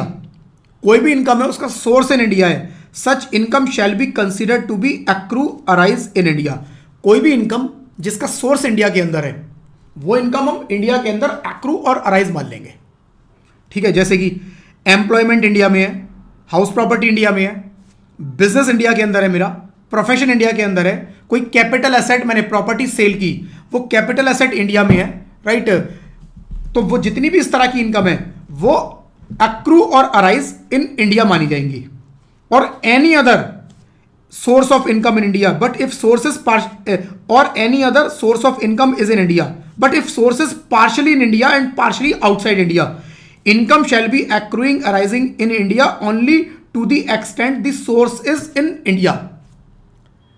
अगर मेरी इनकम का सोर्स इंडिया के अंदर है, राइट, तो वो मेरी income accrue arise in India मानी जाएगी। जैसे मेरी जॉब, जो एम्प्लॉयर है मेरा वो इंडिया के अंदर है, तो मेरी एक्रू अराइज सैलरी होगी इंडिया के अंदर, राइट। इसके अलावा मेरी अगर हाउस प्रॉपर्टी है जिससे रेंटल आ रहा है, वो हाउस प्रॉपर्टी इंडिया के अंदर है, एक्रूअराइज इंडिया मानी जाएगी। मेरा इंटरेस्ट आ रहा है कहां, इंडिया बैंक में मैंने पैसा जमा कराया, इंडियन कंपनीज के मैंने शेयर परचेज किए, डिविडेंड आ रहा है, राइट, तो मेरा एक्रूअराइज इन इंडिया होगा। प्रॉपर्टी सेल करके कैपिटल गेन आया, वो प्रॉपर्टी इंडिया में थी, तो capital gain accrue arise in India होगा। लेकिन वो कह रहा है कि अगर सोर्स पार्शली किसी इनकम का इंडिया में है और पार्शली इंडिया के बाहर है, तो जितनी इनकम इंडिया से रिलेटेड है वो केवल एक्रू और अराइज इन इंडिया मानी जाएगी, बाकी नहीं मानी जाएगी, राइट। जैसे एग्जांपल दिया है, mister Rohan is employed in Punjab national bank, Punjab national bank में रोहन एम्प्लॉयड है, and posted in Delhi branch, Delhi branch में पोस्टेड है, सैलरी है 1 lakh rupees per month. In this case his income shall be deemed to accrue और arise in India. 12 lakh रुपए India में taxable होंगे उसके, 1 लाख रुपए per month. But if he is transfer to London branch, PNB की London में एक ब्रांच है, वहां उसको ट्रांसफर कर दिया गया विद इफेक्ट फ्रॉम 1 जनवरी 2024। यानी कि 1 जनवरी 2024 का मतलब क्या हुआ कि इससे पहले, राइट, 1 अप्रैल 23 से लेकर 31 दिसंबर 23 तक, मैं पिछले साल की बात कर रहा हूं, राइट। इसको आप चेंज भी कर सकते हो, 24 से 25 कर सकते हो अगर आपको अपने में काउंट करना है, राइट। 1 जनवरी 24 को उसको ट्रांसफर किया गया, इससे पहले 9 महीने वो इंडिया में था, इससे पहले 9 महीने इंडिया में था, 3 महीने के लिए बाहर शिफ्ट कर दिया गया। His income accrue arise India shall be 9 lakhs, 9 months की इंडिया में, salary up to 31/12/2023, and income which is accruing arising abroad shall be 3 lakh, 3 lakh रुपए एक्रू और अराइज इन इंडिया माने जाएंगे, एक्रूअराइज अब्रॉड माने जाएंगे, राइट। तो इंडिया में 9 लाख, इंडिया के बाहर 3 लाख, सिंपल। अब यहां पर फ्रेंड्स इंपॉर्टेंट पार्ट जो आता है इसका, ये तो हम लोगों ने जो अभी पढ़ा था उसका रेपिटेशन हो गया एक तरह से, राइट। जो मेन पार्ट आता है बिजनेस कनेक्शन, वो कहता है जी if person has a business both in India and outside India, person का इंडिया के बाहर भी बिजनेस है और इंडिया के अंदर भी बिजनेस है, it will be considered a business connection. Business India के बाहर भी है, इंडिया में भी है, इसको क्या माना जाएगा, बिजनेस कनेक्शन। फ्रेंड्स, इस बिजनेस कनेक्शन को समझना है डिटेल में, right. In such cases only the portion of income related to operations carried out in India will be treated as income that is accrue और arise in India. According to rule 10, the assessing officer has authority to decide how much of the income is connected to activities in India. Example देके बता देता हूं। एक person है mister A, mister A, उनका business है, क्या है, बिजनेस यूएसए में भी है और इंडिया में भी है, राइट। दोनों जगह उनका बिजनेस है, दोनों जगह उनका बिजनेस है। इसकी जितनी भी इनकम है वो अक्रू और अराइज कहां होती है, यूएसए। रिसीव कहां होती है, यूएसए। अक्रू अराइज यूएसए होती है, रिसीव भी यूएसए होती है। लेकिन यहां इंडिया में कुछ ऑपरेशंस होते हैं इसके, हो सकता है इंडिया के अंदर टीम बैठती है, हो सकता है इंडिया के अंदर आके वो डायरेक्शंस देते हैं, इंडिया के अंदर हो सकता है डिफरेंट टाइप की एक्टिविटीज होती हैं। कस्टमर सारा बाहर है, सेल सारी बाहर हो रही है, पैसा भी रिसीव बाहर हो रहा है, राइट, बट कुछ एक्टिविटीज इंडिया में भी इसकी चल रही हैं। यहां पर यह कहता है कि ये ना बिजनेस कनेक्शन है, कि कुछ पोर्शन आपका बिजनेस वहां भी चल रहा है और यहां भी चल रहा है, ये बिजनेस कनेक्शन आपका हो गया। और बिजनेस कनेक्शन अगर जहां बन गया, वहां पर आपको डिसाइड नहीं करना। जब आपके एग्जाम में क्वेश्चन आएगा तो आपको नहीं आएगा कि आप बताओ कि कितनी इनकम यूएसए कितनी इंडिया, वो आपको बताएगा कि इतनी यूएसए और इतनी इंडिया। तो जो इंडिया वाली होगी वो आप टैक्सेबल कर दोगे एक्रू और एज इंडिया मान के, राइट। और ये डिसाइड कौन करेगा कि कितनी यूएसए कितनी इनका इंडिया, वो करेगा AO, assessing officer, income tax officer. Income tax officer जो उसकी रिटर्न को असेस कर रहा है, जो उसका असेसिंग ऑफिसर है, वो डिसाइड करेगा कि इसके अंदर कितना परसेंटेज यूएसए से रिलेटेड है और कितना परसेंटेज इंडिया से रिलेटेड है, राइट। ये हमें डिसाइड नहीं करना फ्रेंड्स, ये मेरे क्वेश्चन का पार्ट नहीं है, ये मेरे सिलेबस का पार्ट नहीं है, ये मुझे डिसाइड करना ही नहीं है, ये असेसिंग ऑफिसर को डिसाइड करना है। तो मेरे पास जब क्वेश्चन आएगा मेरे को सिचुएशन बना के दे दी जाएगी और उसमें अमाउंट दे दिए जाएंगे और मुझे केवल ये बताना पड़ेगा कि yes it is business connection in India and मुझे इंडिया वाले इनकम को, जो इंडिया वाला अमाउंट होगा उसको एक्रू और अराइज इन इंडिया मान के जिस जिस स्टेटस में टैक्सेबल होता है उनमें टैक्सेबल करना पड़ेगा, ठीक है। तो अगेन मैं रिपीट करूंगा, दोनों जगह उसके बिजनेस चल रहे हैं, दोनों जगह एक्टिविटीज चल रही हैं, नहीं पता चल पा रहा है कहां से कितना है, मिक्स है। असेसिंग ऑफिसर बीच में आएगा, वो मंगाएगा पूरा रिकॉर्ड, वो कहेगा जी ले आओ सारा हिसाब किताब, ले आओ कैसे कैसे बिजनेस ऑपरेशंस होते हैं, सिस्टम समझाओ अपना मुझे, वो पूरा सिस्टम समझाएंगे उसे। और after discussion, after all the details, after all the documents, वो डिसाइड करेगा कि इंडिया में आपका कितना बनता है, इतना आपका इंडिया में बनेगा, इतने अमाउंट को आप इंडिया में मानो और इंडिया में टैक्स दो, सिंपल। एक्रू और अराइज कितना इंडिया में होगा कौन डिसाइड करेगा, असेसिंग ऑफिसर। मुझे आपको नहीं करना है, ठीक है जी। चलो जी, तो अगर बिजनेस कनेक्शन बन गया तो उस बिजनेस कनेक्शन में राइट इनकम कितनी आएगी असेसिंग ऑफिसर डिसाइड करेगा। There will be business connection if any non resident has business outside India but has agent in India. पहली कंडीशन बताई उसने, कह रहा है हम बिजनेस कनेक्शन मान लेंगे अगर कोई नॉन रेजिडेंट है। नॉन रेजिडेंट कौन होगा, जो राइट जो क्राइटेरिया दिया है एनओआर, जो रेजिडेंट नॉन रेजिडेंट का, राइट उसके हिसाब से नॉन रेजिडेंट बन गया। नॉन रेजिडेंट बन गया, हो सकता है वो एक भी दिन इंडिया में नहीं आया या बहुत थोड़े दिनों के लिए इंडिया आया, नॉन रेजिडेंट बन गया, वो इंडिया के बाहर बैठा है, उसने अपना एक एजेंट इंडिया में बैठा दिया, अपना एक एजेंट इंडिया में बैठा दिया। तो वो कह रहा है कि बिजनेस कनेक्शन मान लेंगे अगर उसका एजेंट इंडिया में है और वो क्या एक्टिविटी कर रहा है। अब ये आगे 3 एक्टिविटी बताई गई, कह रहा है अगर इनमें से कुछ भी एजेंट कर रहा है तो हम बिजनेस कनेक्शन मान लेंगे और इंडिया में इनकम एक्रू और अराइज हो जाएगी। और एक बार बिजनेस कनेक्शन बन गया, असेसिंग ऑफिसर डिसाइड करेगा कि कितनी असेसिंग, कितनी इंडिया में एक्रू अराइज होगी, राइट। तो पहली कंडीशन, एजेंट क्या कर रहा है, regularly secures order in India on behalf of non resident. Non resident के बिहाफ पे ऑर्डर इकट्ठे कर रहा है। जैसे एग्जांपल के साथ समझते हैं, एक पर्सन है ए, एक पर्सन है ए, राइट। बिजनेस है इसका यूएसए में, राइट, इसका बिजनेस है यूएसए में।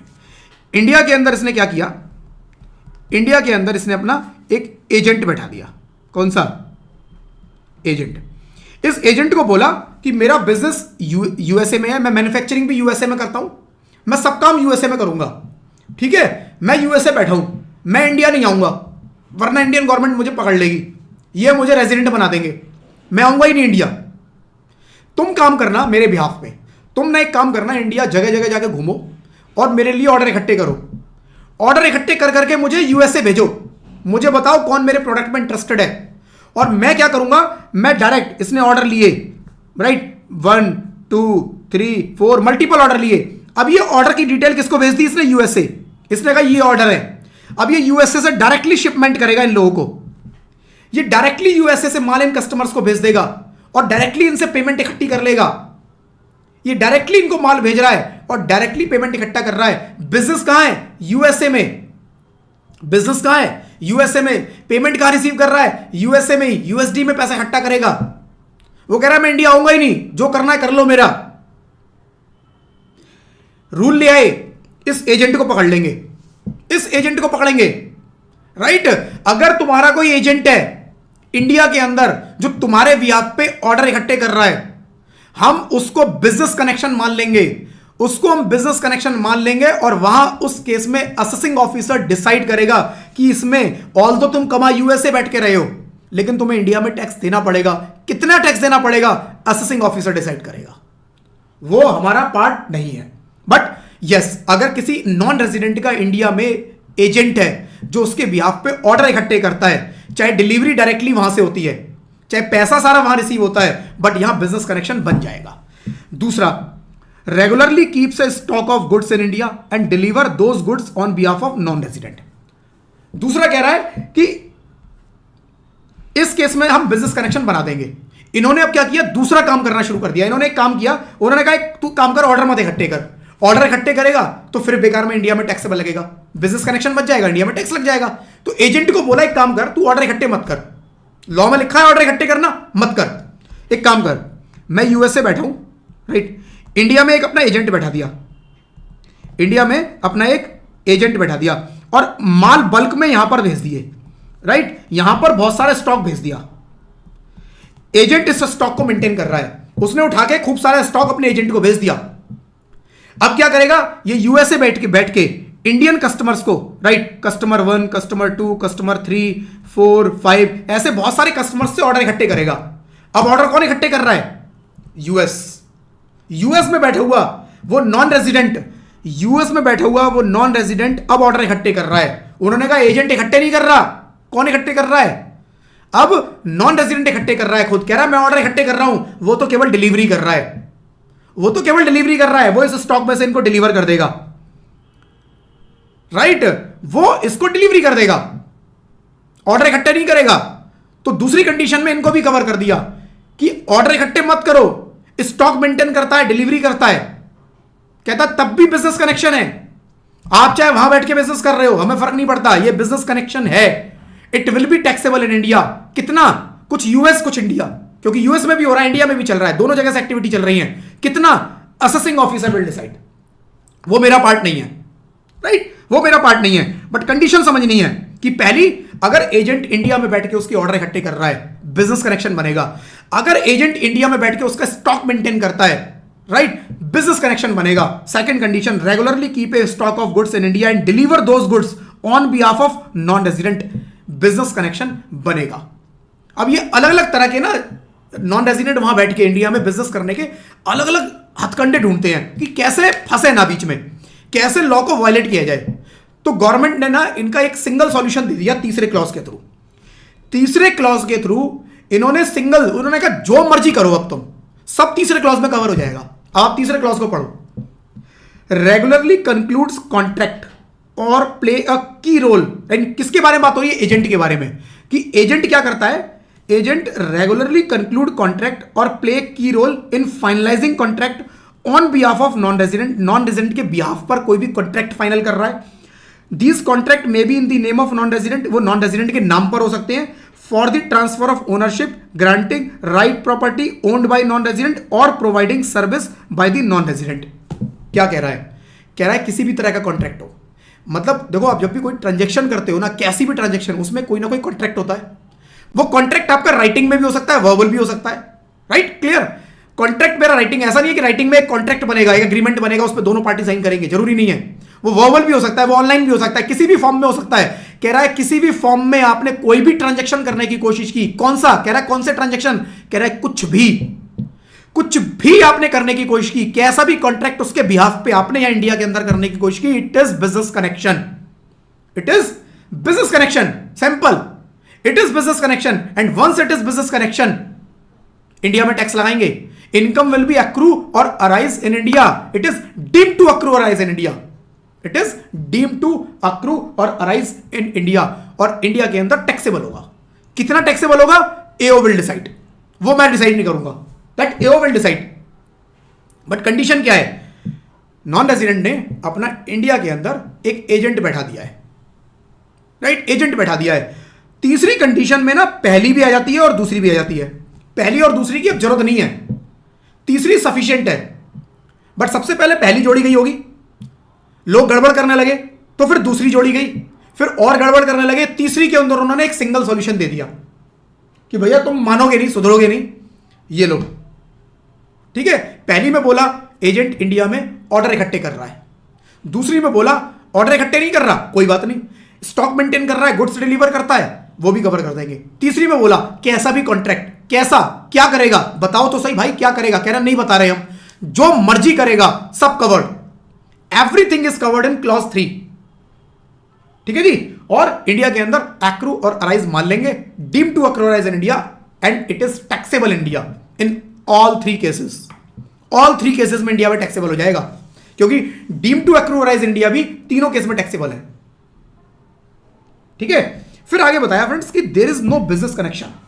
कह रहा है कुछ कंडीशन बताई गई कि इन कंडीशन में कोई बिजनेस कनेक्शन नहीं है। तीन कंडीशन है, थ्री कंडीशन, कि इन केसेस में कोई बिजनेस कनेक्शन नहीं होगा। एक बार पढ़ते हैं फिर एक्सप्लेन करता हूं। If any non resident has business outside India, business कहां है उसका? आउटसाइड इंडिया है, and such person is purchasing goods from India and do not have any income activity in India, in this case there is no business connection, but if such person has any other activity in India it will be considered to be business connection. Example, Mr. X non-resident has one shop in New York and selling Indian goods and all goods are purchased from India. In this case, there is no business connection. However, if SS is carrying out any activity in India, it will be considered to be business connection. ये वाला part मैंने किया। क्या है friends, समझ लेते हैं। वो कह रहा है इस केस में हम बिजनेस कनेक्शन नहीं मानेंगे। कौन सा केस? एक पर्सन है mister A, NR, non resident इनका स्टेटस है। कहां बैठे हैं? यूएसए में। यूएसए में इंडिया आते हैं राइट। ये इंडिया आए और इंडिया में किस लिए आए थे? जी गुड्स परचेज करने के लिए, राइट, फॉर परचेजिंग गुड्स। क्या करेंगे इस गुड्स का? यहां से खरीदेंगे और इंडिया के बाहर वापस ले जाएंगे अपनी कंट्री में, यूएसए ले जाएंगे और वहां जाके बेचेंगे, राइट। आपको पता है इंडियन कुछ आइटम ऐसे हैं, जैसे इंडियन हैंडीक्राफ्ट है, उसकी बहुत डिमांड है इंडिया के बाहर। लोग लेके जाते हैं क्योंकि इंडिया में मिलता है। वो हाथ की कारीगरी बाहर बहुत कम है, इंडिया के अंदर बहुत ज्यादा है। राजस्थान वगैरह में चले जाओ, गुजरात वगैरह में बहुत लोग काम करते हैं इसके ऊपर। जो कुटीर उद्योग है, हमारे लघु उद्योग, जो घरेलू उद्योग चलते हैं, वो इन पे बहुत चल रहे हैं, हाथ की कारीगरी पे, राइट। और वो मैक्सिमम उनका क्या होता है? एक्सपोर्ट होता है। या वो क्या करते हैं, आएंगे यहाँ पर और यहाँ आके उनसे वो माल खरीद लेते हैं। उनसे बात कर लिया जी आप इस तरह के बनाते हो, क्या है? अब बंदा क्या आएगा? यूएसए से इंडिया आएगा यूएसए से फ्लाई करके इंडिया पहुंचेगा। वो माल इकट्ठा करेगा, उसको बुक कराएगा और ले जाएगा अपनी कंट्री यूएसए। वो कह रहे हैं ऐसे केसेस में हम बिजनेस कनेक्शन नहीं मानेंगे। अगर केवल आप माल परचेज करने आए हो हमारे यहां, आप आओ, खरीदो और जाओ, नो अदर एक्टिविटी। आपको ऐसा नहीं करना है बिल्कुल कि आप यहां पे माल खरीदो और फिर पालिका बाजार पहुंच जाओ और पालिका बाजार में अपनी दरी बिछा के माल रख दिया, 100 का 3, 100 का 3, 100 का 3। यहां कोई भी 100 का 3 नहीं करेगा। सब अपनी कंट्री जाके यहां से माल खरीदो, अपनी कंट्री लेके जाओ, फिर चाहे 100 का 3, चाहे 100 का 2, चाहे 100 का 1, जो करना है करो। हम आप पे बिजनेस कनेक्शन नहीं लगाएंगे। There is no business connection. But India में अगर 100 का 3 कर दिया, इंडिया में अगर उस माल को आपने बेच दिया, इंडिया में उस माल को मुझे नहीं बेचना है, कोई एक्टिविटी इंडिया में नहीं करनी है सिवाय परचेज करने के। मैं आऊंगा, खरीदूंगा और चला जाऊंगा। आइए, खरीद लिए और जाइए, बस खत्म बात। कोई बिजनेस कनेक्शन नहीं है। कोई और एक्टिविटी पाई गई, बिजनेस कनेक्शन बना देंगे। कोई और एक्टिविटी, कौन सी? कह रहा कोई भी, परचेज के अलावा कोई भी एक्टिविटी, बिजनेस कनेक्शन। अब ये पर्सन मिस्टर ए यूएसए से इंडिया आते हैं, ये देखते हैं जी माल मैं इन लोगों से खरीदता हूं, महंगा पड़ता है मेरे को, मैं क्यों ना अपनी एक यूनिट यहां पर डाल दूं, यूनिट, राइट, मैन्युफैक्चरिंग यूनिट। इन्होंने क्या किया, एक इंडिया में मैन्युफैक्चरिंग यूनिट डाल दी, जो कुछ बेचती नहीं है, वो केवल लोग यहां पर माल बनाते हैं और ये माल इनका कहां चला जाता है? बाहर। ये माल को अपने यहां बुला लेते हैं, ले जाते हैं, आते हैं, माल लेते हैं, चले जाते हैं, आते हैं मैन्युफैक्चरिंग यूनिट से अपना माल उठाते हैं, चले जाते हैं, राइट, माल लेते हैं, चले जाते हैं। तो कह रहे इस केस में इसको हम बिजनेस कनेक्शन मान लेंगे। अगर आपने परचेज के अलावा कोई भी एक्टिविटी की, कोई भी एक्टिविटी का मतलब होता है कोई भी एक्टिविटी का मतलब होता है आपने अगर इंडिया में मैन्युफैक्चरिंग करने की भी कोशिश की, आप चाहे जितना मर्जी बोलना ये मैन्युफैक्चरिंग मैं यहां बेचूंगा नहीं, मैं तो इंडिया के बाहर ले जाऊंगा सारा, मैं यहां कुछ नहीं बेचूंगा, लेकिन कह रहे हैं फिर भी बिजनेस कनेक्शन है। अगर आपने मैन्युफैक्चरिंग की, बिजनेस कनेक्शन है। रमेश का क्वेश्चन है, is export from India okay then tax free? Ramesh, वो एक सेपरेट इशू है कि एक्सपोर्ट आप इंडिया के बाहर करते हो, जीएसटी के अंदर आपको जीएसटी नहीं देना होता, वो जीएसटी का इशू है। लेकिन इंडिया के अंदर डिफरेंट तरीके से रूल चलेंगे, इनकम टैक्स के अंदर डिफरेंट तरीके से रूल चलेंगे। इनकम टैक्स के अंदर आप एक्सपोर्ट का मतलब होता है आप इंडिया के बाहर अगर माल भेज रहे हो, पैसा कमा रहे हो, तो इनकम टैक्स अगर आपने कुछ कमाया आपको टैक्स देना है। इनकम टैक्स में थोड़ा वो एग्जेम्पशन है, कहीं कहीं वो एग्जेम्पशन है कुछ कुछ जगह पर, राइट। बट नॉर्मली अभी तक जितना हमने पढ़ा, मैंने कहीं एक्सपोर्ट के बारे में आपको बोला ही नहीं। मैंने बोला ग्लोबल इनकम टैक्सेबल, आप इंडिया से माल बाहर भेजते हो टैक्सेबल। वो जीएसटी का इशू है, एक्सपोर्ट जो टैक्स फ्री है वो जीएसटी के अंदर है, इनकम टैक्स में नहीं है, राइट। वो स्पेशल एग्जेम्पशन इनकम टैक्स में दी गई है स्पेशल यूनिट्स को, राइट। छोटे छोटे कुछ पार्ट शायद हमारे कोर्स में आएंगे, वो मैं वहां आपको हिंट करूंगा, बट डिटेल में हमारे में नहीं है, ठीक है जी। तो मैं अगर इंडिया से बाहर से आता हूं, यहां पर कोई मैन्युफैक्चरिंग यूनिट भी लगा देता हूं और मैं कहता हूं जी मैं परचेस करने की जगह बना के ले जाऊंगा, दिक्कत क्या है? कह रहे हैं दिक्कत यही तो है, आप बस परचेस करो हमारे यहां से, आप हमारे लोगों को बनाने दो, आप बनाने में टांग मत मारना, बनाने में कोई टांग नहीं मारेगा, वो हम बनाएंगे, हमारे लोग बनाएंगे, हमारे लोगों को बिजनेस करने दो, आप यहां के बनाने नहीं बैठोगे, आप यहां से केवल खरीद के चले जाओ बस। तो वो क्लॉज केवल सिंपल ये बोल रहा है फ्रेंड्स कि आप आओ, खरीदो और जाओ, राइट। आपका बिजनेस कनेक्शन नहीं माना जाएगा, बिजनेस कनेक्शन नहीं बनेगा तो कोई एक्रू और अराइज इन इंडिया होगी ही नहीं इनकम, और जब कोई एक्रू अराइज इंडिया होगी नहीं तो फिर टैक्स का मतलब नहीं बनता। आरओआर के केस में तो टैक्स लग जाएगा, बट एनओआर के केस में टैक्सेबल नहीं होगी, वो एनओआर के केस में टैक्सेबल नहीं होगी, एनआर के केस में टैक्सेबल नहीं होगी, एनओआर में भी नहीं होगी। अगर बिजनेस कंट्रोल्ड फ्रॉम इंडिया निकल आए तो हो जाएगी, वरना नहीं होगी, ठीक है। तो ये फ्रेंड्स पहली कंडीशन हमारी जो कहती है क्या, नॉन रेजिडेंट इंडिया आया, माल खरीदा, चला गया, बस खत्म बात। पहली कंडीशन, नो बिजनेस कनेक्शन। दूसरी condition, if non resident runs a news agency, उसका क्या है, न्यूज एजेंसी रन करता है, मीडिया का बिजनेस है उसका, मीडिया हाउस चला रहा है, right. And publishers, newspaper, magazine, journal, ये सब काम करता है वो आउटसाइड इंडिया। कहां? Outside India. No income will be considered to arise in India from activities limited to gathering news and opinion in India for sending abroad. However, if newspaper or other publication are sold in India, or if news or views are broadcast or telecast in India, there will be a business connection and income from those activities will be taxable in India. क्या कह रहा है? पहली condition में बोला कि आप आओ, माल खरीदो और चले जाओ। दूसरी भी इसी तरह की कुछ है, दूसरी कंडीशन में कह रहा है कि आप एक मीडिया हाउस हो, आप न्यूज ब्रॉडकास्ट करते हो, टेलीकास्ट करते हो, आप जर्नल निकालते हो, आप न्यूज़पेपर निकालते हो, मैगजीन पब्लिश करते हो, आपका इस तरह का कुछ बिजनेस है, ठीक है जी। वो कह रहे हैं कोई दिक्कत नहीं, मिस्टर ए है, उनका इसी टाइप का कोई बिजनेस है। कहां? यूएसए में एक इनकी मीडिया एजेंसी है, यूएसए में मीडिया एजेंसी, राइट। यूएसए में इनकी मीडिया एजेंसी है, ये इंडिया आते हैं mister A, right. Mister A India आते हैं, बहुत सारे जर्नलिस्ट इंडिया आते हैं न्यूज इकट्ठी करने के लिए।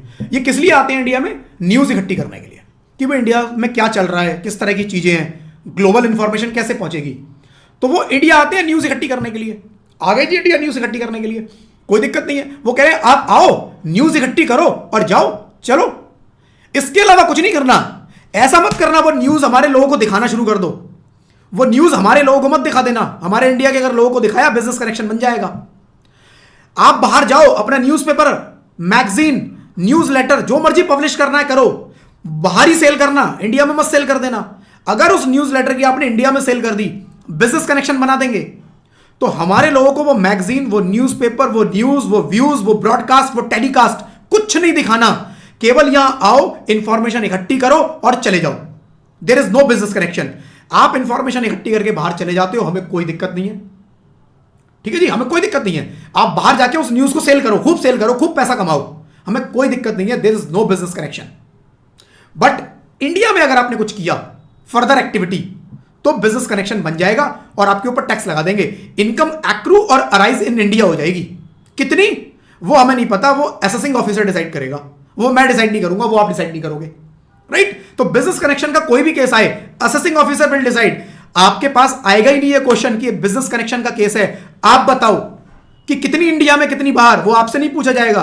आपको दिया होगा अमाउंट कि इतना इंडिया, इतना इंडिया के बाहर, आपको तो इंडिया में जो है वो टैक्सेबल कर दो। किसमें? देख लो, एक्रूराइज इन इंडिया तीनों केस में टैक्सेबल होती है, कर दो टैक्सेबल उठा के, बस आपको टैक्स कैलकुलेशन करने का आएगा, कर देना। आप, आपसे ये नहीं आएगा क्वेश्चन कि इतना आप डिसाइड करो कि कितना, वो मैं डिसाइड नहीं करूंगा, वो असेसिंग ऑफिसर डिसाइड करेगा, वो मेरी पावर नहीं है। और उसका जो कैलकुलेशन है, तरीका है, वो कोई ऐसा नहीं है कि कोई कैलकुलेशन मेथड है, कोई फॉर्मूला है, कोई फॉर्मूला नहीं है, वो on the basis of various documents he will decide, ठीक है, तो दूसरी कंडीशन। अब एक तीसरी कंडीशन हो रहा है फ्रेंड्स इसके अंदर, वो भी इसी टाइप की है। A non resident is doing shooting, किसकी शूटिंग कर रहा है? एनी सिनेमाटोग्राफ फिल्म, कोई फिल्म है उसकी शूटिंग कर रहा है। कहां पर? इंडिया में। इंडिया में फिल्म की शूटिंग चल रही है। There is no business connection, right, but if such film is being shown in India there will be business connection. Hero heroine director USA से आते हैं इंडिया, कि इंडिया में कोई विलेज का सीन देंगे। विलेज इंडिया में बहुत है, विलेज का सीन देना है उनको, गांव की कोई शूटिंग करनी है, इंडिया में आ गए और शूटिंग करने लगे, कोई दिक्कत नहीं। गवर्नमेंट कहती है आप आइए, दिखाइए हमारे यहां, शूटिंग कीजिए आप हमारे यहां, कोई दिक्कत नहीं, लेकिन इस पिक्चर को इंडिया में मत चलाना। बस इस पिक्चर को इंडिया में मत चला देना, इंडिया के लोगों को मत दिखा देना यहां पे। अगर आपने इस पिक्चर को इंडिया में रिलीज किया, बिजनेस कनेक्शन। अगर आपने इंडिया के लोगों को पिक्चर दिखाई कैसे भी करके, बिजनेस कनेक्शन। चाहे ओटीटी प्लेटफॉर्म के थ्रू, आजकल तो ओटीटी प्लेटफॉर्म ग्लोबल हो चुके हैं फ्रेंड्स। आप अमेजॉन पे चले जाओ, आप नेटफ्लिक्स पे चले जाओ, ग्लोबल है ना, तो आईपी एड्रेस के थ्रू ट्रैकिंग हो जाती है कि कितनी कंट्रीज से कितने व्यूज आए हैं। आईपी एड्रेस के थ्रू सारी ट्रैकिंग पॉसिबल है, राइट। तो वो गवर्नमेंट के पास मैकेनिज्म है अपना। तो गवर्नमेंट यही कह रही है कि आप इंडियन लोगों को नहीं दिखाओगे, पिक्चर बनाओ इंडिया में आके और चले जाओ, बट इंडियन लोगों को नहीं दिखाना, राइट। तो तीनों ही केसेस में फ्रेंड्स देखो एक चीज थी कॉमन, कि आप इंडिया आके कुछ पार्शियल एक्टिविटी कर रहे हो, थोड़ी सी एक्टिविटी कर रहे हो, माल खरीदते हो चले जाते हो, माल खरीदते हो चले जाते हो, न्यूज इकट्ठी करते हो चले जाते हो, शूटिंग करते हो चले जाते हो, यानी कि इसके अलावा कोई और एक्टिविटी नहीं। यानी कि इंडिया के लोगों को माल बेचना नहीं है, इंडिया के लोगों को, राइट, इंडिया के लोगों को वो न्यूज़पेपर न्यूज दिखाना नहीं है, बेचना नहीं है, इंडिया के लोगों को, राइट, वो पिक्चर दिखानी नहीं है, रिलीज नहीं करनी। अगर इनमें से कोई भी काम कर दिया इंडिया के अंदर इसके अलावा, तो बिजनेस कनेक्शन बनेगा इंडिया में और टैक्सेबल हो जाएगा, इनकम एक्रूअराइज इन इंडिया हो जाएगी। कितनी? वो असेसिंग ऑफिसर डिसाइड करेगा। मैं बार बार असेसिंग ऑफिसर डिसाइड करेगा बोल रहा हूं फ्रेंड्स, किसी के माइंड में कंफ्यूजन ना रहे कि इसके ऊपर कुछ मेरे को निकालना पड़ सकता है, ये कैलकुलेशन आपको नहीं करनी, ठीक है जी। तो आई होप क्लियर है ये पॉइंट कि बिजनेस कनेक्शन कब बनेगा इन केसेस में, बिजनेस कनेक्शन कब बनेगा इन केसेस में। आई होप ये पॉइंट क्लियर है। अगर ये पॉइंट क्लियर है तो आज की क्लास को यहीं पे विराम दूंगा, फुल स्टॉप लगाऊंगा, क्योंकि अगला पार्ट थोड़ा डिटेल्ड पार्ट है, राइट। जो एक्सप्लेनेशन 2 है आपको उसकी स्क्रीन पर दिख रही होगी, वो कल की क्लास में कराऊंगा, क्योंकि थोड़ा टाइम लगेगा फ्रेंड्स, इसके ऊपर थोड़ा टाइम लगेगा, ठीक है। यहां तक क्लियर है तो बता दो। क्लासेस अच्छी लग रही है फ्रेंड्स, लाइक भी कर देना वीडियो को, और जिन लोगों ने चैनल को सब्सक्राइब नहीं किया प्लीज सब्सक्राइब जरूर करना। जो लोग बाद में रिकॉर्डिंग देखेंगे, हो सकता है लाइव में नहीं थे किसी वजह से, तो वो लोग भी प्लीज चैनल को सब्सक्राइब जरूर करना। हाँ जी, क्लियर? कोई डाउट, कोई क्वेश्चन? अभी एक्रू और अराइज इन इंडिया खत्म नहीं हुआ है, deem to accrue arise in India, deem to accrue arise India भी चलेगा, फिर छोटा सा पार्ट है deem to receive in India का भी आएगा, तो कल ये कंप्लीट करेंगे हम, ठीक है जी। कोई डाउट, कोई question, you can ask. Ramesh, इस क्लास के फौरन बात कर दूंगा, क्लास जैसी ओवर होगी ना आधे घंटे बाद चेक कर लेना, आपको अपडेटेड मिल जाएगा, ठीक है। तो आज का मैं थोड़ा एक रिकैप दे दूं, आज हमने क्या किया, आज का एक रिकैप दे देता हूं कि हमने डिसाइड किया, सबसे पहले हमने 2 क्लासेस में देखा कि रेजिडेंशियल स्टेटस निकलेगा कैसे, on the basis of number of days. उसमें नंबर ऑफ डेज भी थे, बट कहीं कहीं कुछ और चीजें भी बीच में आई थी, वो हमने देखा। फिर आज की क्लास में हमने देखा कि पर्सन अगर ROR है, NOR है या NR है, तीनों स्टेटस में कौन कौन सी इनकम टैक्सेबल होती है। ROR में हमने देखा 3 तरह की income, income accrue arise in India और deem to accrue arise in India taxable हो जाएगी। दूसरी तरह की income, income received in India और deem to received in India, ये भी टैक्सेबल हो जाएगी। तीसरी income, income received, income accrue और अराइज अब्रॉड और रिसीव्ड अब्रॉड, ये भी टैक्सेबल हो जाएगी, किसमें? ROR। अगर NOR है तो पहला कंडीशन और दूसरी, पहला और दूसरा जो केस था, accrue arise in India, deem to accrue arise in India, दूसरा रिसीव्ड इन इंडिया और deem to received in India, NOR में टैक्सेबल है। NOR में एक तीसरी इनकम और टैक्सेबल थी, कौन सी? Income from a business, income accrue arise abroad, received abroad, but from a business controlled from India और from a profession setup in India, NOR के केस में टैक्सेबल हो जाएगी। बट NR के केस में केवल 2 ही कंडीशन, पहली और दूसरी दो ही टाइप की इनकम टैक्सेबल, एक्रू और अराइज इन इंडिया और deem to accrue arise in India. दूसरी रिसीव्ड इन इंडिया और deem to received in India. बाकी और कुछ नहीं है एनआर के केस में। ठीक है, ये हमने देखा। उसके बाद हमने बात किया बिजनेस कनेक्शन के बारे में कि भाई बिजनेस कनेक्शन हम बना देंगे। बिजनेस कनेक्शन कब, अच्छा उससे पहले हमने एक चीज और देखी कि अगर सोर्स इंडिया के अंदर है इनकम का, अगर इनकम का सोर्स इंडिया के अंदर है तो वो एक्रू और अराइज इन इंडिया मानी जाएगी। जैसे कि मेरा बिजनेस इंडिया के अंदर है, मेरा प्रोफेशन इंडिया के अंदर है, मेरी हाउस प्रॉपर्टी इंडिया में है, rental income accrue arise in India, मैंने प्रॉपर्टी सेल कर दी इंडिया में है प्रॉपर्टी, कैपिटल गेन एक्रू और arise in India, Indian company से मेरे पास डिविडेंड आता है, इंटरेस्ट आता है, बैंक से इंटरेस्ट आता है, राइट, एक्रू और अराइज इन इंडिया, इसमें कोई दिक्कत नहीं। फिर हमने बिजनेस कनेक्शन की बात किया जिसमें पहला केस आया एजेंट का। एजेंट कुछ काम कर रहा है किसके ब्याह पे, नॉन रेजिडेंट के ब्याह पे। नॉन रेजिडेंट बाहर बैठा है, इंडिया आता नहीं, एजेंट बैठा दिया इंडिया के अंदर, वो ऑर्डर इकट्ठे कर रहा है उसके ब्याह पे, कह रहा है बिजनेस कनेक्शन टैक्सेबल। दूसरा ऑर्डर इकट्ठे नहीं कर रहा, गुड्स का स्टॉक मेंटेन करता है, माल का स्टॉक मेंटेन करता है और उसके बाद इंडिया में उसको बेच देता है, डिलीवर कर देता है, बेचता नहीं डिलीवर कर देता है। बेच नॉन रेजिडेंट रहा है, पेमेंट नॉन रेजिडेंट इकट्ठी कर रहा है, एजेंट क्या कर रहा है, गुड्स की डिलीवरी कर रहा है, कह रहा है बिजनेस कनेक्शन टैक्सेबल। तीसरा कोई भी कॉन्ट्रैक्ट क्या कर रहा है, कुछ भी, कोई ट्रांजेक्शन कुछ भी, जैसी मर्जी ट्रांजेक्शन सब कवर तीसरे में, राइट। एजेंट कुछ भी कर रहा है नॉन रेजिडेंट के बिहाफ पे इंडिया में, it is business connection taxable in India. कितना, एओ विल डिसाइड, वो मैं डिसाइड नहीं करूंगा, राइट। उसके बाद हमने बात किया किसके बारे में, उसके बाद हमने बात किया फ्रेंड्स तीन केसेस जो कि बिजनेस कनेक्शन नहीं बनेंगे। पहला केस, इंडिया बंदा आता है, गुड्स परचेस करता है, चला जाता है, कह रहा है केवल गुड्स परचेस करना है और कुछ नहीं करना, मैन्युफैक्चरिंग भी नहीं करनी, कुछ नहीं करना, इंडिया में कुछ भी करोगे टैक्स लगा देंगे, आओ खरीदो जाओ। दूसरा, आप मीडिया न्यूज एजेंसी हो, आप न्यूज़पेपर मैगजीन प्रिंट करते हो, इंडिया आओ न्यूज इकट्ठी करो, व्यूज इकट्ठे करो, कोई दिक्कत नहीं हमें, आओ इकट्ठा करो और जाओ, इंफॉर्मेशन इकट्ठी करो जाओ, प्रिंट बाहर करना, दिखाना बाहर के लोगों को, हमारे लोगों को दिखाना भी मत, वरना business connection in India taxable. तीसरा केस, इंडिया आ रहे हो मूवी बनाने, शूटिंग करते हो, कोई दिक्कत नहीं, आप आओ, पूरी टीम को लेके आओ, पूरी टीम का स्वागत है, वेलकम है आप लोगों को इंडिया में, कोई दिक्कत नहीं है हमें, मूवी बनाइए, खूब मूवी बनाइए दबा के, लेकिन बाहर के लोगों को दिखाना, इंडिया के लोगों को दिखा मत देना। इंडिया में मूवी रिलीज कर दी, इंडिया के लोगों को दिखा दी, चाहे कैसे मर्जी दिखाई, मैंने तो नेटफ्लिक्स पर रिलीज कर दी, मैंने तो अमेजॉन प्राइम पर रिलीज कर दी, हमें नहीं फर्क पड़ता, इंडिया के लोगों को दिखा दी, टैक्सेबल बिजनेस कनेक्शन बन जाएगा, एक्रू और अराइज इन इंडिया हो जाएगी। कितनी होगी वो एओ डिसाइड करेगा, क्योंकि दोनों जगह चल रहा है, वहां भी चल रहा है, यहां भी मिक्स है, इसमें मैं और आप डिसाइड नहीं कर सकते, it will be decided by AO on the basis of different information, right. यहां तक हमने किया फ्रेंड्स। कल फ्रेंड्स बिजनेस कनेक्शन से related, income deem to accrue और अराइज इंडिया से रिलेटेड हम बहुत सारी चीजें कल देखने वाले हैं। कल का पूरा दिन मेजरली उसके ऊपर निकलेगा, राइट। करीब 1 घंटा तो मेरे को चाहिए उसके लिए, और बाकी कुछ क्वेरीज आपकी आएंगी तो उसमें वो टाइम थोड़ा बढ़ भी सकता है, ठीक है जी।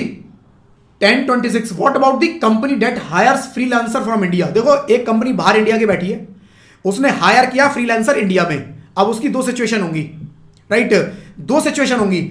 एक सिचुएशन, उसने फ्रीलांसर जो हायर किया वो बाहर ही चला गया, अब आप बात किसकी कर रहे हो, उस कंपनी की बात कर रहे हो, उस फ्रीलांसर की बात कर रहे हो, दोनों की अलग अलग है। उसने फ्रीलांसर इंडिया में हायर किया, अब उस फ्रीलांसर का आपको देखना पड़ेगा उसने जो सर्विस दी है वो कहां दी है, उसने जो फ्रीलांसर ने सर्विस दी है वो कहां दी है, राइट। अगर फ्रीलांसर ने सर्विस इंडिया में बैठ के दी है, और अगर मैं बात कर रहा हूं फ्रीलांसर की, तो उसकी income deem to accrue arise India होगी, इंडिया में बैठा है, इंडिया में ही कमा रहा है, राइट। अगर वो इंडिया के बाहर चला गया और बाहर जाके सर्विस देके आया, तो आप फिर देखोगे कौन सा स्टेटस, राइट, कि एनओआर, आरओआर, एनओआर या एनआर, राइट। उन तीनों स्टेटस में उसका स्टेटस चेक करेंगे। अगर वो आरओआर निकल गया, चाहे बाहर प्रोवाइड करे चाहे इंडिया में प्रोवाइड करे, सारा टैक्सेबल। अगर आप बात कर रहे हो कंपनी के बारे में, कंपनी तो सर्विस ले रही है, कंपनी को इंडिया में बिजनेस नहीं कर रही, लेकिन कंपनी अगर उससे फर्दर इंडिया में कोई बिजनेस करे, कंपनी ने एक सर्विस ली कि भाई मेरे लिए एक वेबसाइट डिजाइन कर दो, बाहर एक कंपनी बैठी है, इंडिया में एक फ्रीलांसर है, उससे बोला जी मेरे लिए एक वेबसाइट डिजाइन कर दो, बाहर की कंपनी ने इंडिया में एक वेबसाइट डिजाइन करवाई और उसको कुछ पेमेंट कर दिया, उस वेबसाइट को वो इंडिया में यूज नहीं कर रही, किस बात का इंडिया में टैक्स, उसने एक वेबसाइट बनवाई है, वो बाहर माल बेचेगी, बाहर बेचेगी, हमारे बंदे को उसने बिजनेस दिया, तो जो फ्रीलांसर है उसकी इनकम पे टैक्स लगेगा इंडिया पे, लेकिन बाहर वाले के लिए उसकी इनकम को देखना पड़ेगा कि उस वेबसाइट का यूज कैसे हो रहा है। तो काम करवाने पे टैक्स नहीं है, आप समझ रहे हो, काम करवाने पे टैक्स नहीं है, उससे इनकम जनरेट होना चाहिए। फिर उस इनकम को देखेंगे, वो इनकम कहां से जनरेट हुई, उस इनकम को देखो, सिनेरियो के अंदर इनकम निकालो पहले, फिर उस सिचुएशन को क्रिएट करो उस एग्जांपल के अंदर कि इनकम जनरेट कैसे हुई, उस इनकम को एसेस करो, क्या वो इनकम एक्रूअराइज इन इंडिया है, डीम टू एक्रूअराइज इंडिया है, या रिसीव्ड इन इंडिया है, deem to received in India है, तब टैक्सेबल लगाएंगे। और हर का कंपनी का अलग देखोगे, फ्रीलांसर का अलग देखोगे, सिंपल, ठीक है। और बताओ जी, कुछ क्वेरी है? और अगर कुछ क्वेरी है friends, you can ask, otherwise परसों मिलेंगे 13 तारीख को, कंटिन्यू करेंगे अपने टॉपिक को। रमेश कह रहे हैं sir, recap class summary is so powerful for revision after end of class for better understanding, explanation is so powerful, thank you sir. Ramesh, purpose ही उसका वही है, क्योंकि क्या होता है पूरे 2 घंटे में हमने क्या किया हम भूल जाते हैं, तो मैं कोशिश करता हूं क्लास के एंड में भी एक रिकैप दे दूं और अगले दिन शुरू करने से पहले भी रिकैप दे दूं, अगर वो कनेक्टेड चीजें हैं। बहुत जरूरी है, और मैं कोशिश करूंगा, मैं प्लान कर रहा हूं कि आपकी एक पूरी रिवीजन क्लास हो, आप लोगों की एक पूरी रिवीजन क्लास हो, जिसके अंदर पूरा इनकम टैक्स जो भी हम करने वाले हैं, करीब 45 क्लासेस लगेंगी अपनी, मैंने जो प्लान किया है, 2-3 ऊपर नीचे हो सकती हैं, करीब 45, 46, 47 क्लासेस लगेंगी, ठीक है।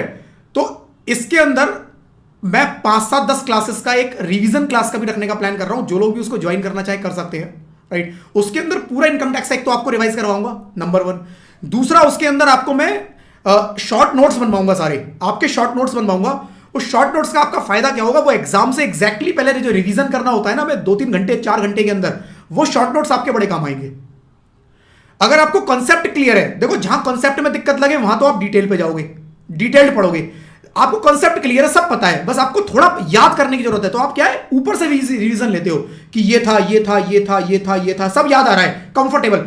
जहां जैसे ही हल्का सा दिल बोले धुक धुक कि ये प्रोविजन जैसे ही पढ़ा धुक धुक, उसकी डिटेल में पढ़ लो, क्योंकि वहां डाउट है आपको, इसका मतलब वहां आपको दिक्कत हुई।